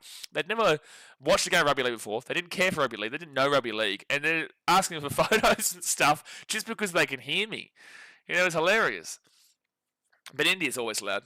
Here in Malaysia, this is a pretty fancy building, so I think that's why it's alright. So they go right hand side off to Jesse Ramian, and Ramian's going to be fourth tackle at 13. Was it really loud in India while you were streaming? Delhi, yes. Jaipur, sort of. Oh, Sharks here, hammer on your welly. 5 metres out, fifth tackle. Not Agra. I was in a great place there. Not Agra. Maybe Jaipur, but not Udaipur or Delhi. Over the top here. Chance of the Sharks. Knocked on. And Anari Tuala's away. Anari Tuala's away at the 15, the 20, the 30, the 35, the 40. There's no fullback in play. The Dogs are going to score here. It's the most undeserved, unearned try I've ever seen in my life, but the Dogs are going to score a try. It's going to be the most random try. So maybe that gets the game back in for the Dogs. It's against the run of play. I feel like that's the most unearned try we've seen in a very long time. But the Dogs will break away with an Anari Tuala score there from a mistake from the Sharks. Did I catch the train in India? I did. I caught the train, but I did go in Class A, which is not as bad as you probably think. But the lower classes are rough. So the Dogs will break away there to score to make it a 14-point game. Game is back on. Game is definitely back on. The Sharks were looking like they were going to score and then just make a mistake, and Ari Tuala, there was no fullback in play. It was kind of from an okay kick from Hines. It's just that no one was back. They had no, and Will Kennedy's nowhere near fast enough to chase down a player. And Nari, the Ferrari, TRY Tri-Time Dogs, Wolf Wolf. Yeah, they will score, but it's their first points, and it's not actually off their attack. I want to see them score off of their attack. Honestly, at least this gets them back into the game, but I don't care about that try. What I care about is watching them score on attack. And that wasn't a score on attack. Because they can score that for all they want, but we need to see them score on attack. That is scoring off of defense. And off of a mistake from the Sharks too. Monkey Muay Thai is typical Sharks. Don't let the dog come back. I think the Sharks will probably go on and win this game unless they capitulate defensively and the Dogs find a way to get their attack going. Because, again, that's not going to happen all the time. That is a very lucky try the Bulldogs have been able to grab from an Ari Tuala. There was no fullback. There was a mistake from the Sharks 10 metres out. They were the ones attacking, and the Dogs break away from the ultimately an intercept in a lot of ways. And that will be converted. So it is a 18-6 game into the Sharks with 33 minutes to go of the game. Bennett says, Suns ahead by 18, just about half time. Good stuff, Benjamin. What a day for the Gold Coast if they can get up. What a day for the Gold Coast if they get up over Freo in Freo. Yeah, up by 18. Woohoo! Hawks beat the Giants. Jeez, well, the Giants media team aren't going to be happy. Decently beat them too. Beat them 107-88 in Sydney. Obviously, the mighty Catters, though, last night. How about them? I find the AFL qualifiers weird, though, that they don't have a game on Sunday. They have the Thursday night game, but they don't have a Sunday game. They play Thursday, they play Friday, and then they play 2 games on Saturday. But just as only the best teams blow a 3-try lead. Is that right, Mitchell? Which other teams this week have conceded three tries and blown a 3-try lead? Which other teams? And who are they playing, Mitchell? Just sipping my drink, mate. Just sipping my drink and just enjoying myself, Mitchell. Just enjoying myself. So the Dogs will get the ball at their own in goal. And Sam Hughes brings it out here to the 10 on first tackle. Good defense over from the Sharks on the first hit. They really need to make sure they focus up on defense in this set because the Dogs are going to come hard now thinking they can come back. The Sharks need to really reiterate themselves as the team that were up 18-0 and it wasn't your attack that scored. So now they've got to really focus on keeping them down here. And it's third tackle at the 15. They're doing a good job with it. Straight off the points. Damn Doggies talking about unravelling worthy. Oh, that's going to be a penalty. Oh, Sharks, you are throwing this game. Oh, Sharks, but Matt Burton is down here still. God bless him. Talakai is bleeding out of the top of his right eye. Maybe the Sharks might be capitulating here because that is not good. That was a really good defensive set until it wasn't. Talakai, oh no, it's not a bin worthy or anything. It's a penalty. It's a penalty. But now, because of that, Burton probably has to come for a HIA, which I think he'll pass. But it's not a bin. The worst umpiring call I've ever seen. Oh yeah, fair enough. Laurie says, damn dog is talking about unravelling where the benchmark at the start of the year. Well, they were down 18-0. But now it's 18-6. If they can score here, we're well and truly on. We're on anyway, but I want to see them attack. That's what I need to see them do. They've been down here multiple times. They've just never really done anything with it, and they tried to not come off their attack. Tipanua, though, with a fantastic run to the 35. Second tackle now for the Bulldogs. Reid Marnie. He'll go to Bailey Hayward. And Bailey Hayward, annihilated by Hamlin-Ueli. Wow. That's a massive hit from Hamlin-Ueli. Reid Marnie goes right to Lachlan Galvin. Galvin to Curran. Sharks aren't known as an 80-minute team. They are a spurty kind of team. Josh Curran to 15. Reid Marnie to Bailey Hayward. Hayward at the back now to Lachlan Galvin. Galvin goes himself. Oh, don't like it. 10 metres out. Fit tackle. Reid Marnie. Burton. No, Birdo. No, and that's the attack that we're talking about. And that's going to be a knock-on from the Dogs. And it'll be 0 tackle for the Sharks at the 7. 0 tackle for the Sharks at the 7, and Sione Katoa. See, that's what I mean. That's why I want to see their attack. It's all well and good you score a breakaway try from a very lucky break, but your attack's not attacking. Just don't give away a penalty here. They get an offload to the grass, and Sione Katoa will get this ball to the 20 now in second tackle. And penalty. I literally just called it. Did I not just call that, lads? Did I not just literally call the penalty coming away? You can't give away a penalty in that situation after you had a really fizzler of a set like that. Joseph says, how do you get access to the games over there? Are you able to watch KO still? No, we pay $40 a month from watchnrl.com. So you can watch all the games live, including the women. I hope the internationals. I would assume the Dally M night. I hope so. We'll find out. Either way, I'll be live. But I just pay $40 a month for it. Monkey Muay Thai says, just don't give a penalty away here. You know, I'll be here all night, mate. First tackle here for the Sharks, the 40. 30 minutes to go of the game here, guys. The Sharks up by 18 points to 6. Hit that thumbs up button, subscribe. Regardless, we will be live for the Dolphins Raiders, even though that game means absolutely nothing tomorrow, but that night's Eels game. I'm going to punch every Eels fan in the mouth if they lose that game. Third tackle here, 28 metres away. I might go on a tirade of just hiding Eels fans. You might want to go into hiding tomorrow if you lose. Fourth tackle here at the 20. And now they go right inside Blake Brayley, and Atkinson will be 15 metres out, fit tackle. Sean James has 44 likes come on. Yeah, get at least up to the 50 likes right now. Nico Hines, he'll kick that ball into the corner. Good kick. And Ari Tualavo grabs it at the 7. First tackle. Brent says, jinx them for the penalty. No, I was calling the penalty. When I say that, that's what me basically saying that I'm getting a bit of a vibe for it. Because there'd be no other reason for me to say that, just don't give away a penalty here. There'd be no other reason for me to say that unless I'm getting a bit of a vibe and a feel that there's going to be a penalty coming up. It doesn't always come off, but a lot of the time you can sense when a penalty is about to come from the game. Fourth tackle here at the 35. Reed Marnie gives it across to Bailey Hayward. Hayward out the back here to Matt Burton. And Burton, he'll be 35 metres out. This is good, solid defence on the Sharks. I'm just going to pop my ears. Hold on. Needed that. So the Dogs kick this ball down to the 20, where Mulatalo, Fortnite boy, he'll bring it out to the 30. To the 33 on first tackle. It's just that the Sharks and their tackles are taking the Dogs backwards. The Dogs and their tackles are keeping the Sharks still. So the Sharks are winning the momentum of this game on the basis that the Dogs are keeping the tackler still and not preventing the extra push, but the Sharks are getting the extra push. Darrow says, the only time Bronx Storm when we could have made top 4, albeit this game ain't done yet. I think if the top 4 was on the line, you definitely win this game. This game has nothing riding on it, and you're still winning 18-6. Fit tackle for the Sharks. And they'll go to Daniel Atkinson, who kicks his ball up into the corner. They're really targeting Anari Tuala's side here. And they will allow it to bounce, and it will go to the sideline about 5 metres out, which will be 10 metres, and that's a good kick. Brett says, yeah, all good. It was just funny that you made the call before it happened. Well, we do that quite a lot. You just have a vibe. Jay. He's always trying to get him. I know what Jay's doing. So the Dogs now will get this ball to the 12 on first tackle. I know what you're doing, son. And that's why I saw you try to throw a bit of a fishing line out before with a person's occupation.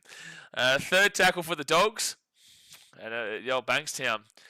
Third tackle at the 32. I notice it all, mate. Fourth tackle now at 35. It talks about Broncos a bit, that's all. I understand why you asked the question, Joe. I understand why you ask it.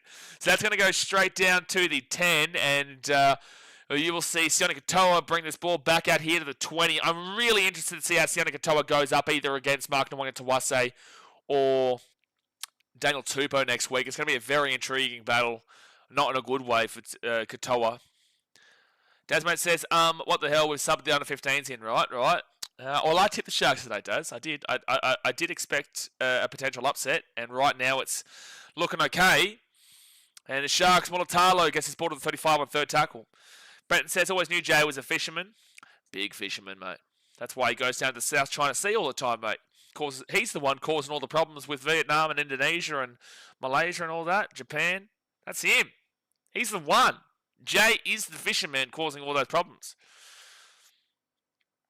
All right, so right-hand side, and Nico Hines will kick that ball up to about the 20. Chase is good, but Marcelo Montoya does get the ball at the 22. Dad says, I think it's beer time. No, Daz, our Titans won today, Daz. How about that? You know? How about that, though, Daz? How about that? You aren't a Bulldogs fan anymore. Join the Titans Brigade.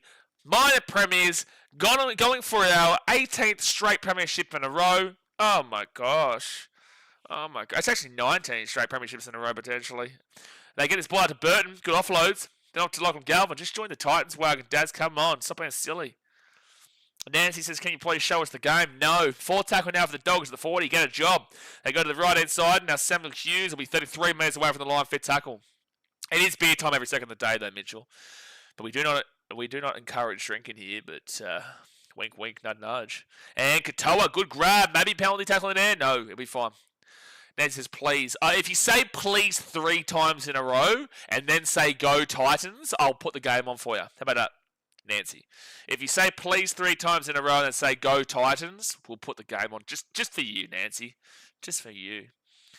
All right, so Sharks here. Atkinson to the 16. Nancy says, please. Okay, what are we going to do next, Nancy? Please. All right.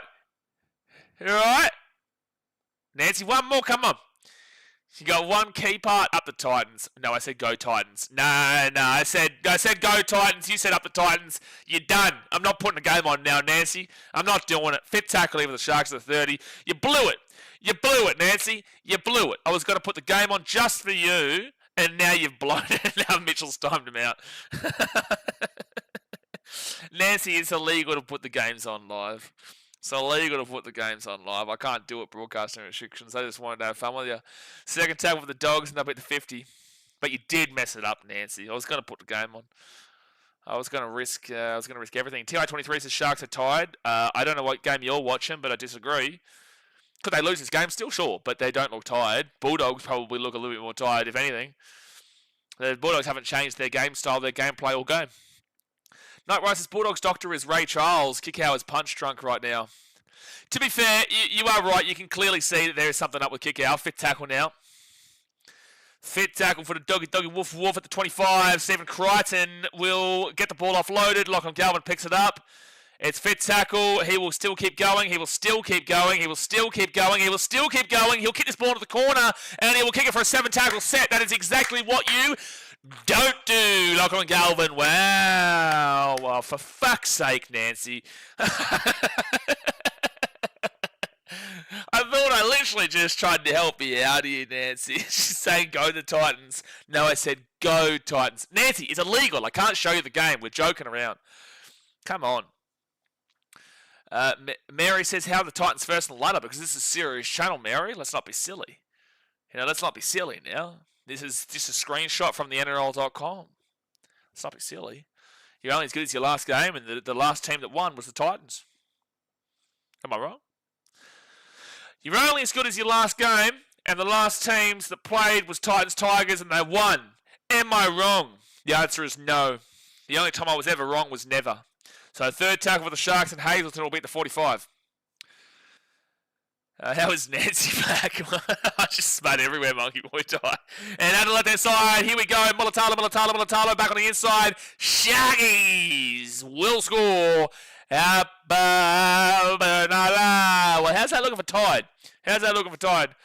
Please someone deal with Nancy. For the love of God in the chat moderators. Now she said go the tits. Like... No, sorry. She said go the tit, I think. Yeah, go to the tit. Nancy's all over the shop. First she says up the Titans. Then she says go the Titans. And now she's saying go to the tit.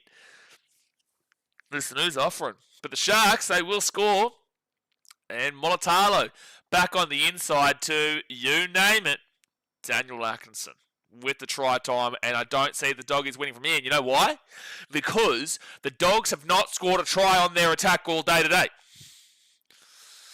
Sean says, blowing bubbles like Michael Jackson did, Nancy. Jay says, where is the tit she speaks of? It's a great question. Ryson says, got to give it to Nancy on one thing. She's persistent.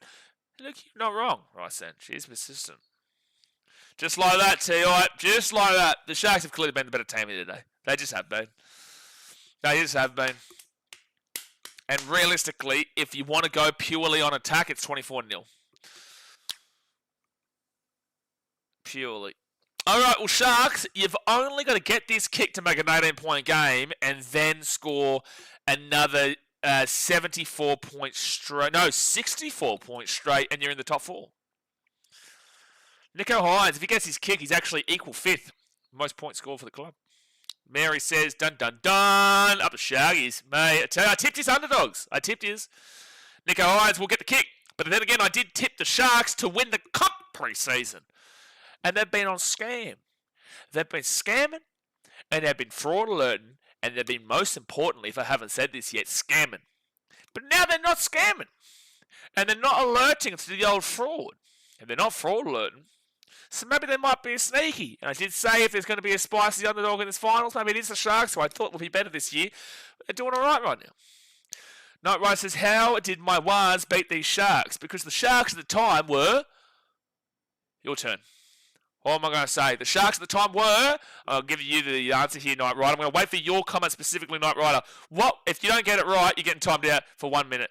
Night Rider, what were the Sharks at the time? The Warriors beat them. Sharkies look really good. They do look really good, Leon. They do. They're coming right at the right time of the season. Caleb chases the Warriors to win it all. For God's sake, Caleb, come on. Caleb, don't do this. Night Rider's a scam. You're not getting timed out. Well done, Night Rider. You get a gold star. They were a scam. They were a scam. So 20 minutes to go now of the game. Hit that thumbs up button and subscribe. Big potential winning coming here for the Sharks. Just a reminder for everybody who's on socials after this, if you're not following me on Instagram, BK Sport, go do that. But a reminder is that you will not see a Bulldogs fan. 90% of them will not take accountability for this loss. They will say the Dogs were playing for nothing, but they will not talk about the fact the Sharks were playing for nothing, and this was a very important game to get confidence after a very disappointing last month for the Dogs. So Dogs fans will try to avoid it. I'm not saying the people in the chat here aren't, because the Dogs fans in the chat will understand kind of the thought process that I'm bringing. Whether you agree with it or not, you can understand my thought process here.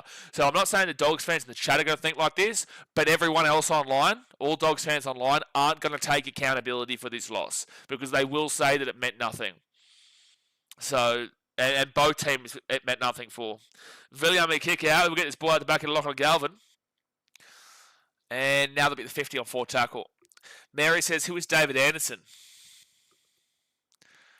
Who's David Anderson? What are we talking about? David Anderson? Oh, Daniel Atkinson. Daniel Atkinson is the Sharks 5'8".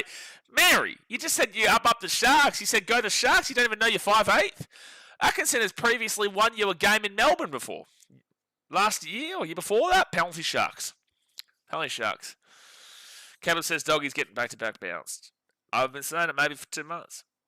T.I. says terrible attack already, and then no Kiraz or Terry. Yeah, no Kiraz, and Terry is out next week. Terry is out next week. I think that the trainers are dodgy here. I think that they've gotten maybe Kikau away from getting a Category 1 on the basis that he does look like he's playing with a concussion right now.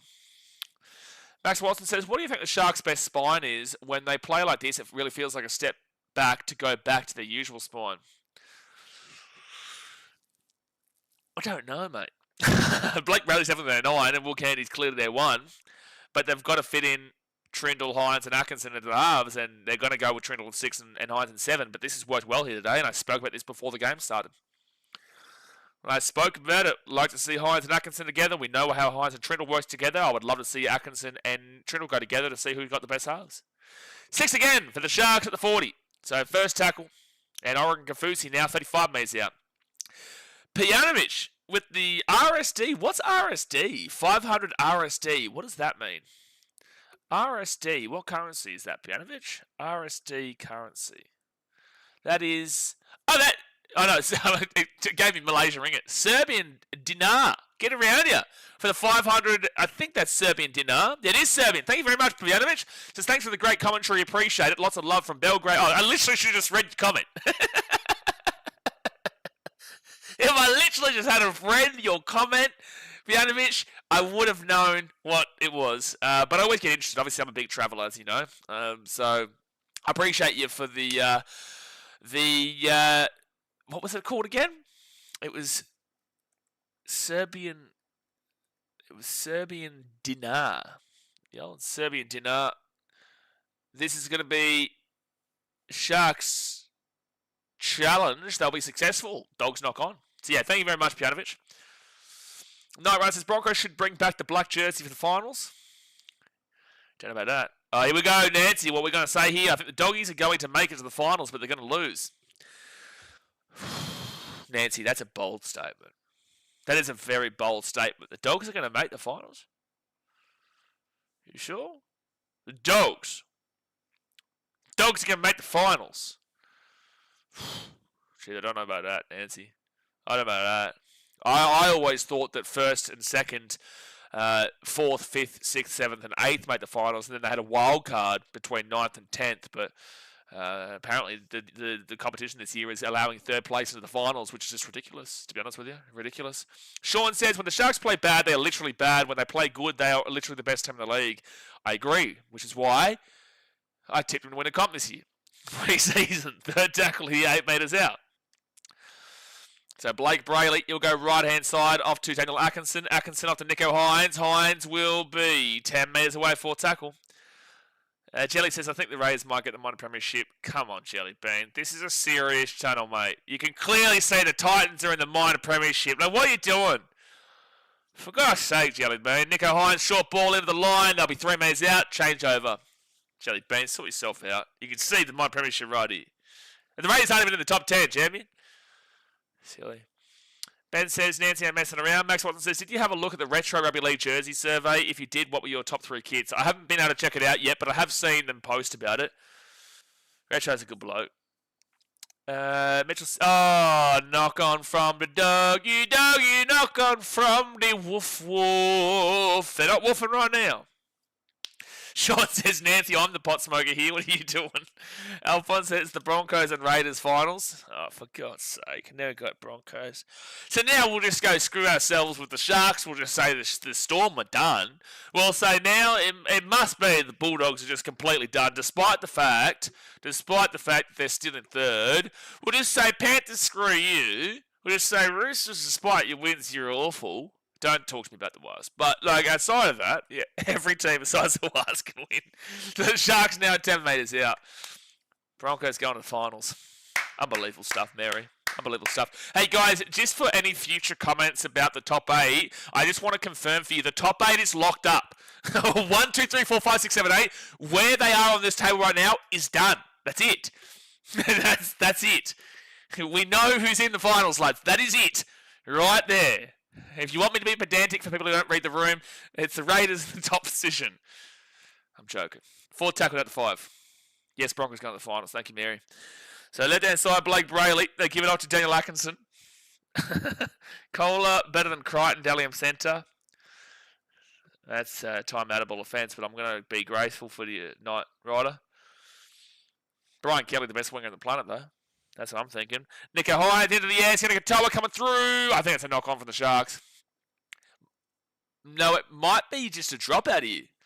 They will check. Jinx says, so you're telling me Manly can't make the finals anymore. So, Jinx, I'm going to give you a little bit of a magic trick here. And that magic trick is to guide you to the word eliminated. And then I'm going to guide you to Google. And I want you to try and figure out what eliminated means. Yes. So eliminated usually means done and dusted. I'll give you a bit of a helping hand there. But magic trick, boom, Google. All right, so Bulldogs will get the ball. They will say it was knocked on for the Sharks. 7 tackle set here for the Dogs. Nancy says, if I subscribe, can you show us the game? Well, Nancy, I got your number. You know why? Because the only reason you're able to comment is because you're subscribed. Second tackle here at the 35. We have a setting on that only subscribers can comment. Dogs now. Max King at the 45. Seb Watson says, Dogs look like shit. Weren't they going to finish first on the ladder? And right inside with the Dogs cried. Jeez, Dogs are copping a beating today in this chat. They're copping a beating. William and Kicker, they're also getting copping a beating on the field. Kurt Mann will be, that's Jacob Preston at the 40 on third tackle. I just want to see them score 1 try and attack. That's all I want. That's all I'm after. As a top 3 team, all I want to see you score is 1 attacking try.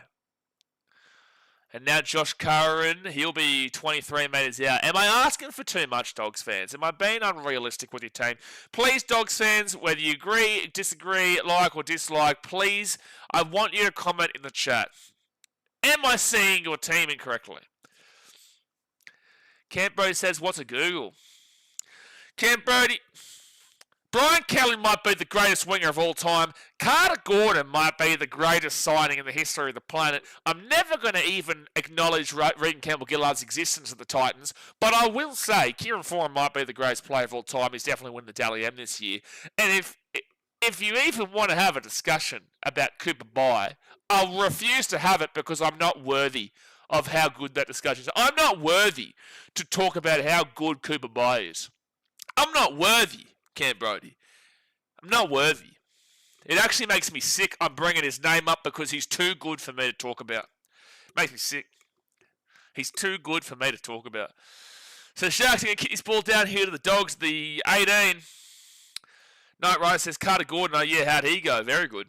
Had one mistake, which was quite costly, but ultimately very good today. Mary says, Cooper Bye the GOAT. Might possibly be the GOAT of all time. Might possibly be. Again, though, we're not worthy to be talking about him. Joseph says, is this the Sharks' best performance all year? Yes. 6 again here for the Dogs. At the 50, okay, please. I'm begging you just to see one attacking try. That's all I want. Just one try from the Dogs on attack. Second tackle now. 28 metres away here from the Sharkies line. They go Reed Marnie to Bailey Hayward. Hayward off now to Matt Burton. Burton here at the 23. It'll be third tackle. 25 metres out. Kent Bro says Cronk who by the new best Cooper to ever play the game of rugby league. You know what, Brody? I want to tell you one thing. It's going to be Dogs ball here. Con Tracy. Oh, no, he's lost the ball. Oh, they might still score. Oh, there might be a bin. There might be a penalty. I don't know what's going to happen here. It's going to be a penalty. They might say this is a 10 in the bin here for the Sharks. Oh, he's going for the ball, but in the process he takes him out. Okay, I like that from Ashley Klein. I agree with that. They're going to challenge this here, the Sharks, which might end up being a bin instead. But anyway, Camper, I'm going to tell you one thing. I'm going to tell you one time only. One thing, one time only. You've referred to Cooper Bye as the best Cooper to play the game. That's disrespectful because he might be the best player to play the game. He might be better than LeBron in basketball. If we start talking about that, he might be better than Lionel Messi. He might be better than Muhammad Ali. He beat them all. Oh, they're going to actually potentially, they're going to challenge it. Oh, we actually hit Lachlan Galvin high there too. Blaze will tell you each and everything. Mate, I am Google. Stephen Crichton throws that ball forward, but they can't talk about that in the bunker. Oh, he's just tripped over there. He does get a boot to it though, which is fine. Daniel Atkinson there tripped him up nicely. Yeah, ricochets off Will Kennedy's knee. Molotalo is fine. And then it will get... Oh, they might. Well, either way, it's not a penalty try. I don't know if it's a professional foul on the basis that he has to go back for it anyway.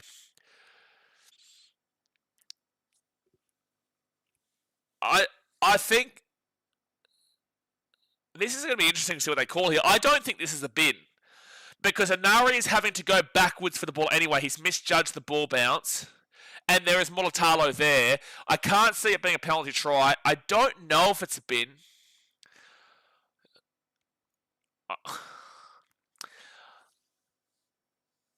So it's just going to be a penalty here to the Dogs at 10. I agree with this call. It's interesting because I feel like Dogs fans will think it's a bin. They're saying that basically because he's misjudged the ball and he's judged it that it's bouncing, that Tuala's turning around to grab it, which will take away the fact that it's a deliberate cynical action from, I think it was Ero. And it would just be a penalty for taking that without the ball, despite the fact that they're saying it wasn't a deliberate kind of deal. Interesting anyway. Regardless, Dogs ball 10 metres out, first tackle.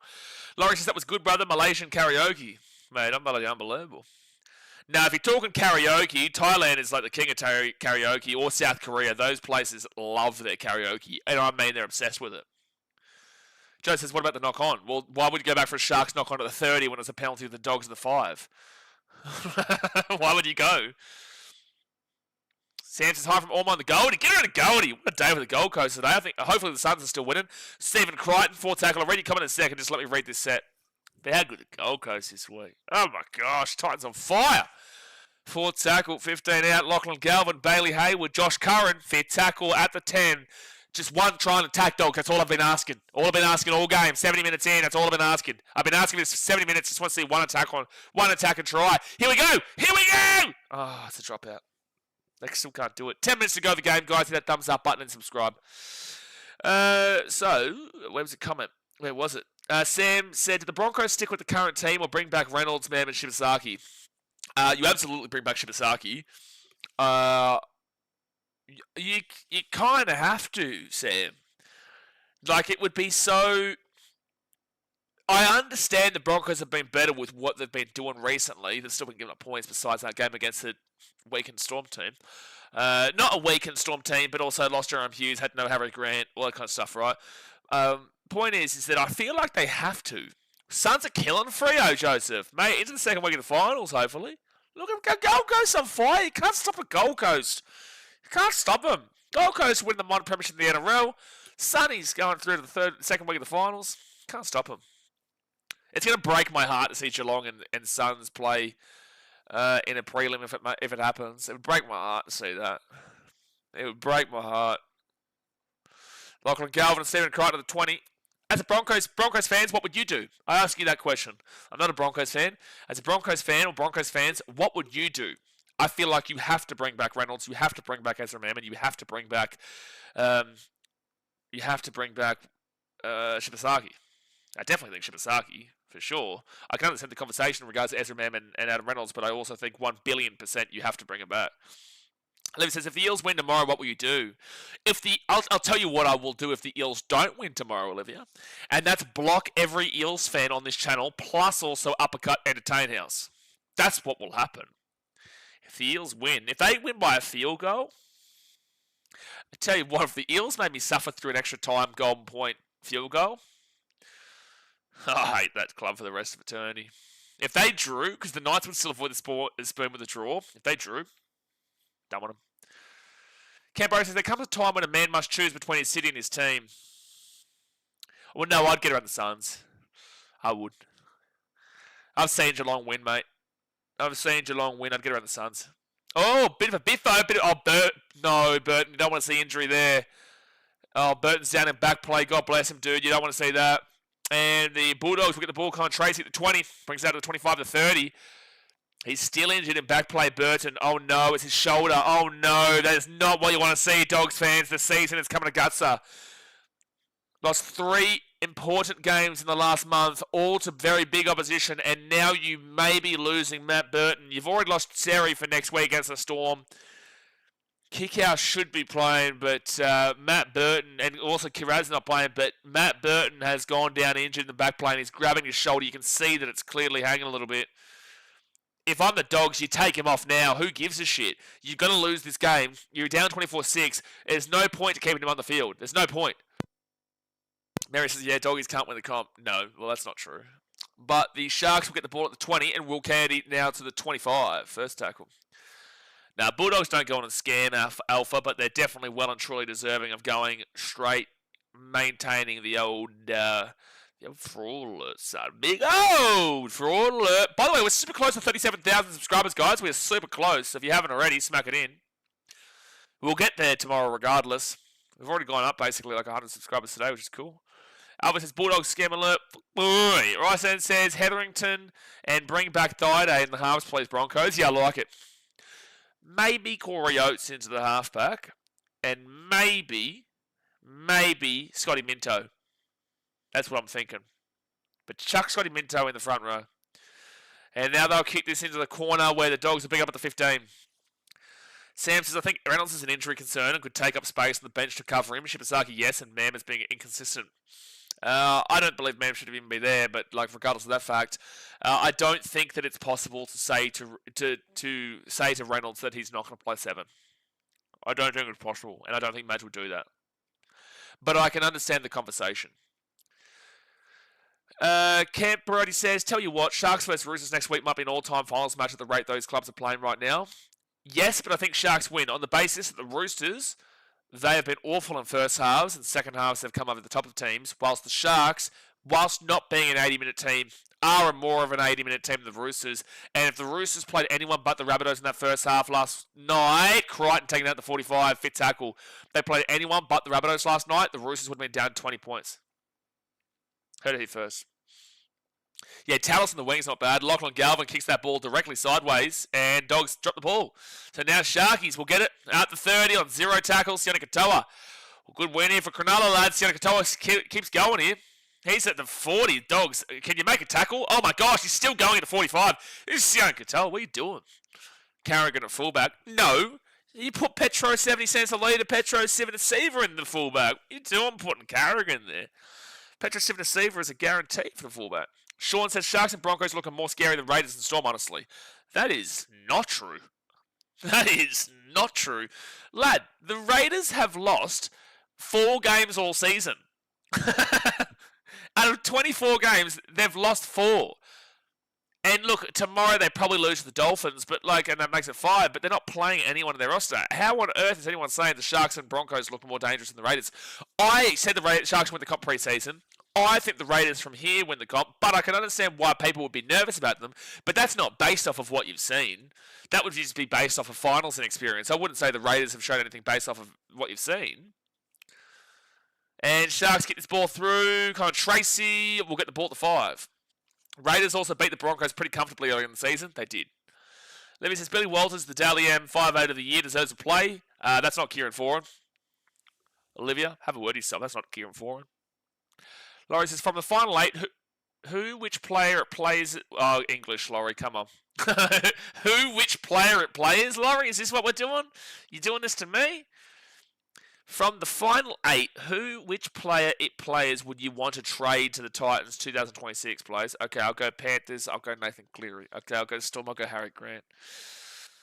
You know, if you want me to go Sharks, listen, let me take Blake Brayley.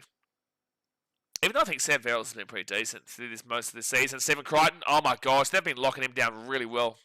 Jaden says, good result. Tipped it. A result like this hopefully can give us something to build off of, and hopefully it gets us up and pumped for our... That's going to be a drop out here from the Sharks. No, Galvin missed the tackle, and the Sharks will get out of the in-goal. Hold on. Olivia says, no, it's not. Billy Walters is the GOAT. Olivia, we've just had this conversation. The GOAT is Cooper Bye. Okay? Serious. Simple, Olivia. Listen, you want to put Billy Walters in the top 10? I'm going to disagree with you, but your opinion's okay. But if you ever say Cooper Bye's not the greatest player that's ever existed, oh no, Marcelo Montoya is going off the field too. The Bulldogs season's capitulating. Bulldogs season's capitulating.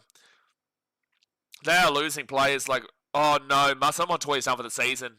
He can't even walk off the field. Nico Hines goes right inside the centre. Katoa, he cuts back onto the inside. He'll be 30 metres out. Fit tackle. Oh, so Montoya injured. You can see that Burton is worse for wear. I don't even know if he's on the field. Where's Birdo? Is he on the field? And Nari Tuala picks the bottom of the 45. I need to see Burton right now because you've lost Bronson Seri. You have no Jacob Kiraz. You've lost Marcelo Montoya. Burton is on the field, but we'll see how his shoulder goes after the game finishes. Brenton said Montoya stepped in his foreskin. That's a mad comment. Don't forget, guys, tomorrow we're going to have a massive day. Raiders versus Dolphins. Can you please, for the love of God, come to the stream? Because no one's going to give a shit about it. And I might have to see the most pointless game of all time and sit here by myself. Oh, that's a forward pass. So, Sharks hit the ball at 25. Please come to this stream. Because I need someone to talk to. Because that game's going to be so pointless, it makes me sick. Please come to the stream. But the Eels-Knights game, we're going to be finding our support for the Parramatta Eels like we've lived and breathed the Parramatta. You know what? Who was the man? Was it Andrew who said that the Parramatta River is the best river in the country? You know what? I'll agree with you tomorrow. I'll agree with you tomorrow. Usually it's basically the same as the Ganges, but tomorrow I'll get behind the Parramatta River.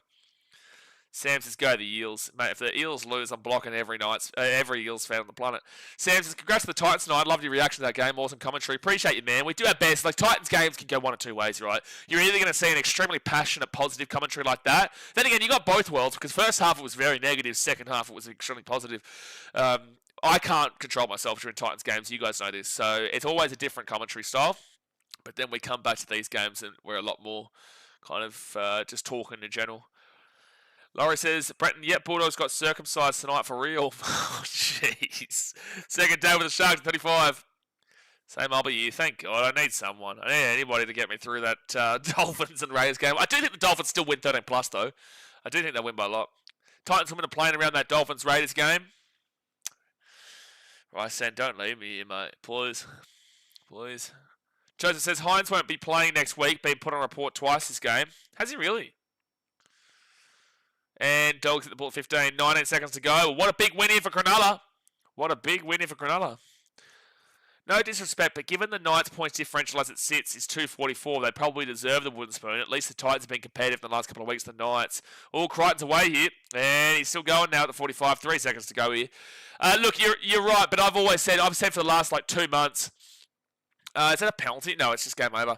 I've said for the last 2 months that the Knights or Titans, whoever gets it, deserves to win the wooden spoon. Whether it's my Titans or it's the Newcastle Knights, whoever won the spoon deserves the spoon. The Titans, if any Knights fan wants to go against that statement, well then please debate me, because I guarantee you have no leg to stand on.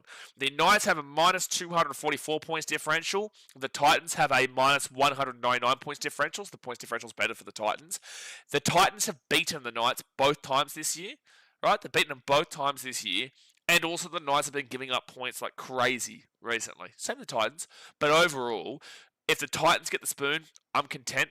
I know that we deserve the spoon. If the Knights get the spoon, they should be content. They deserve the spoon, and hopefully next year is better. Because you guys are going through a similar time to us right now, in the sense that the Knights are changing from Adam O'Brien, coaching-wise. Still don't know their coach, but they've got a few changes happening at the club, just like we are. So, look, overall, guys, that's the final game for the day, but also that's the final game that locks up the top 8. Because, well, the Raiders play the Dolphins tomorrow, but who cares? Because the Dolphins come at the 8, and Raiders, they're playing a rested team.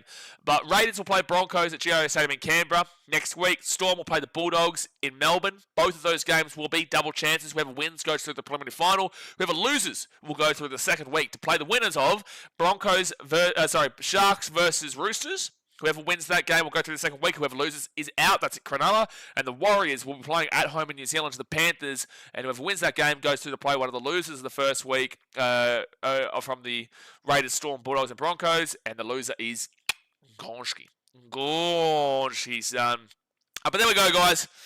We appreciate you. Obviously, up, the Nulla, the boys in the black, white, and blue. I called it. I did get the tip right. I did do the underdog tip. And I was so close to actually I was so close to the Warriors yesterday. I tipped the Warriors as the underdogs too.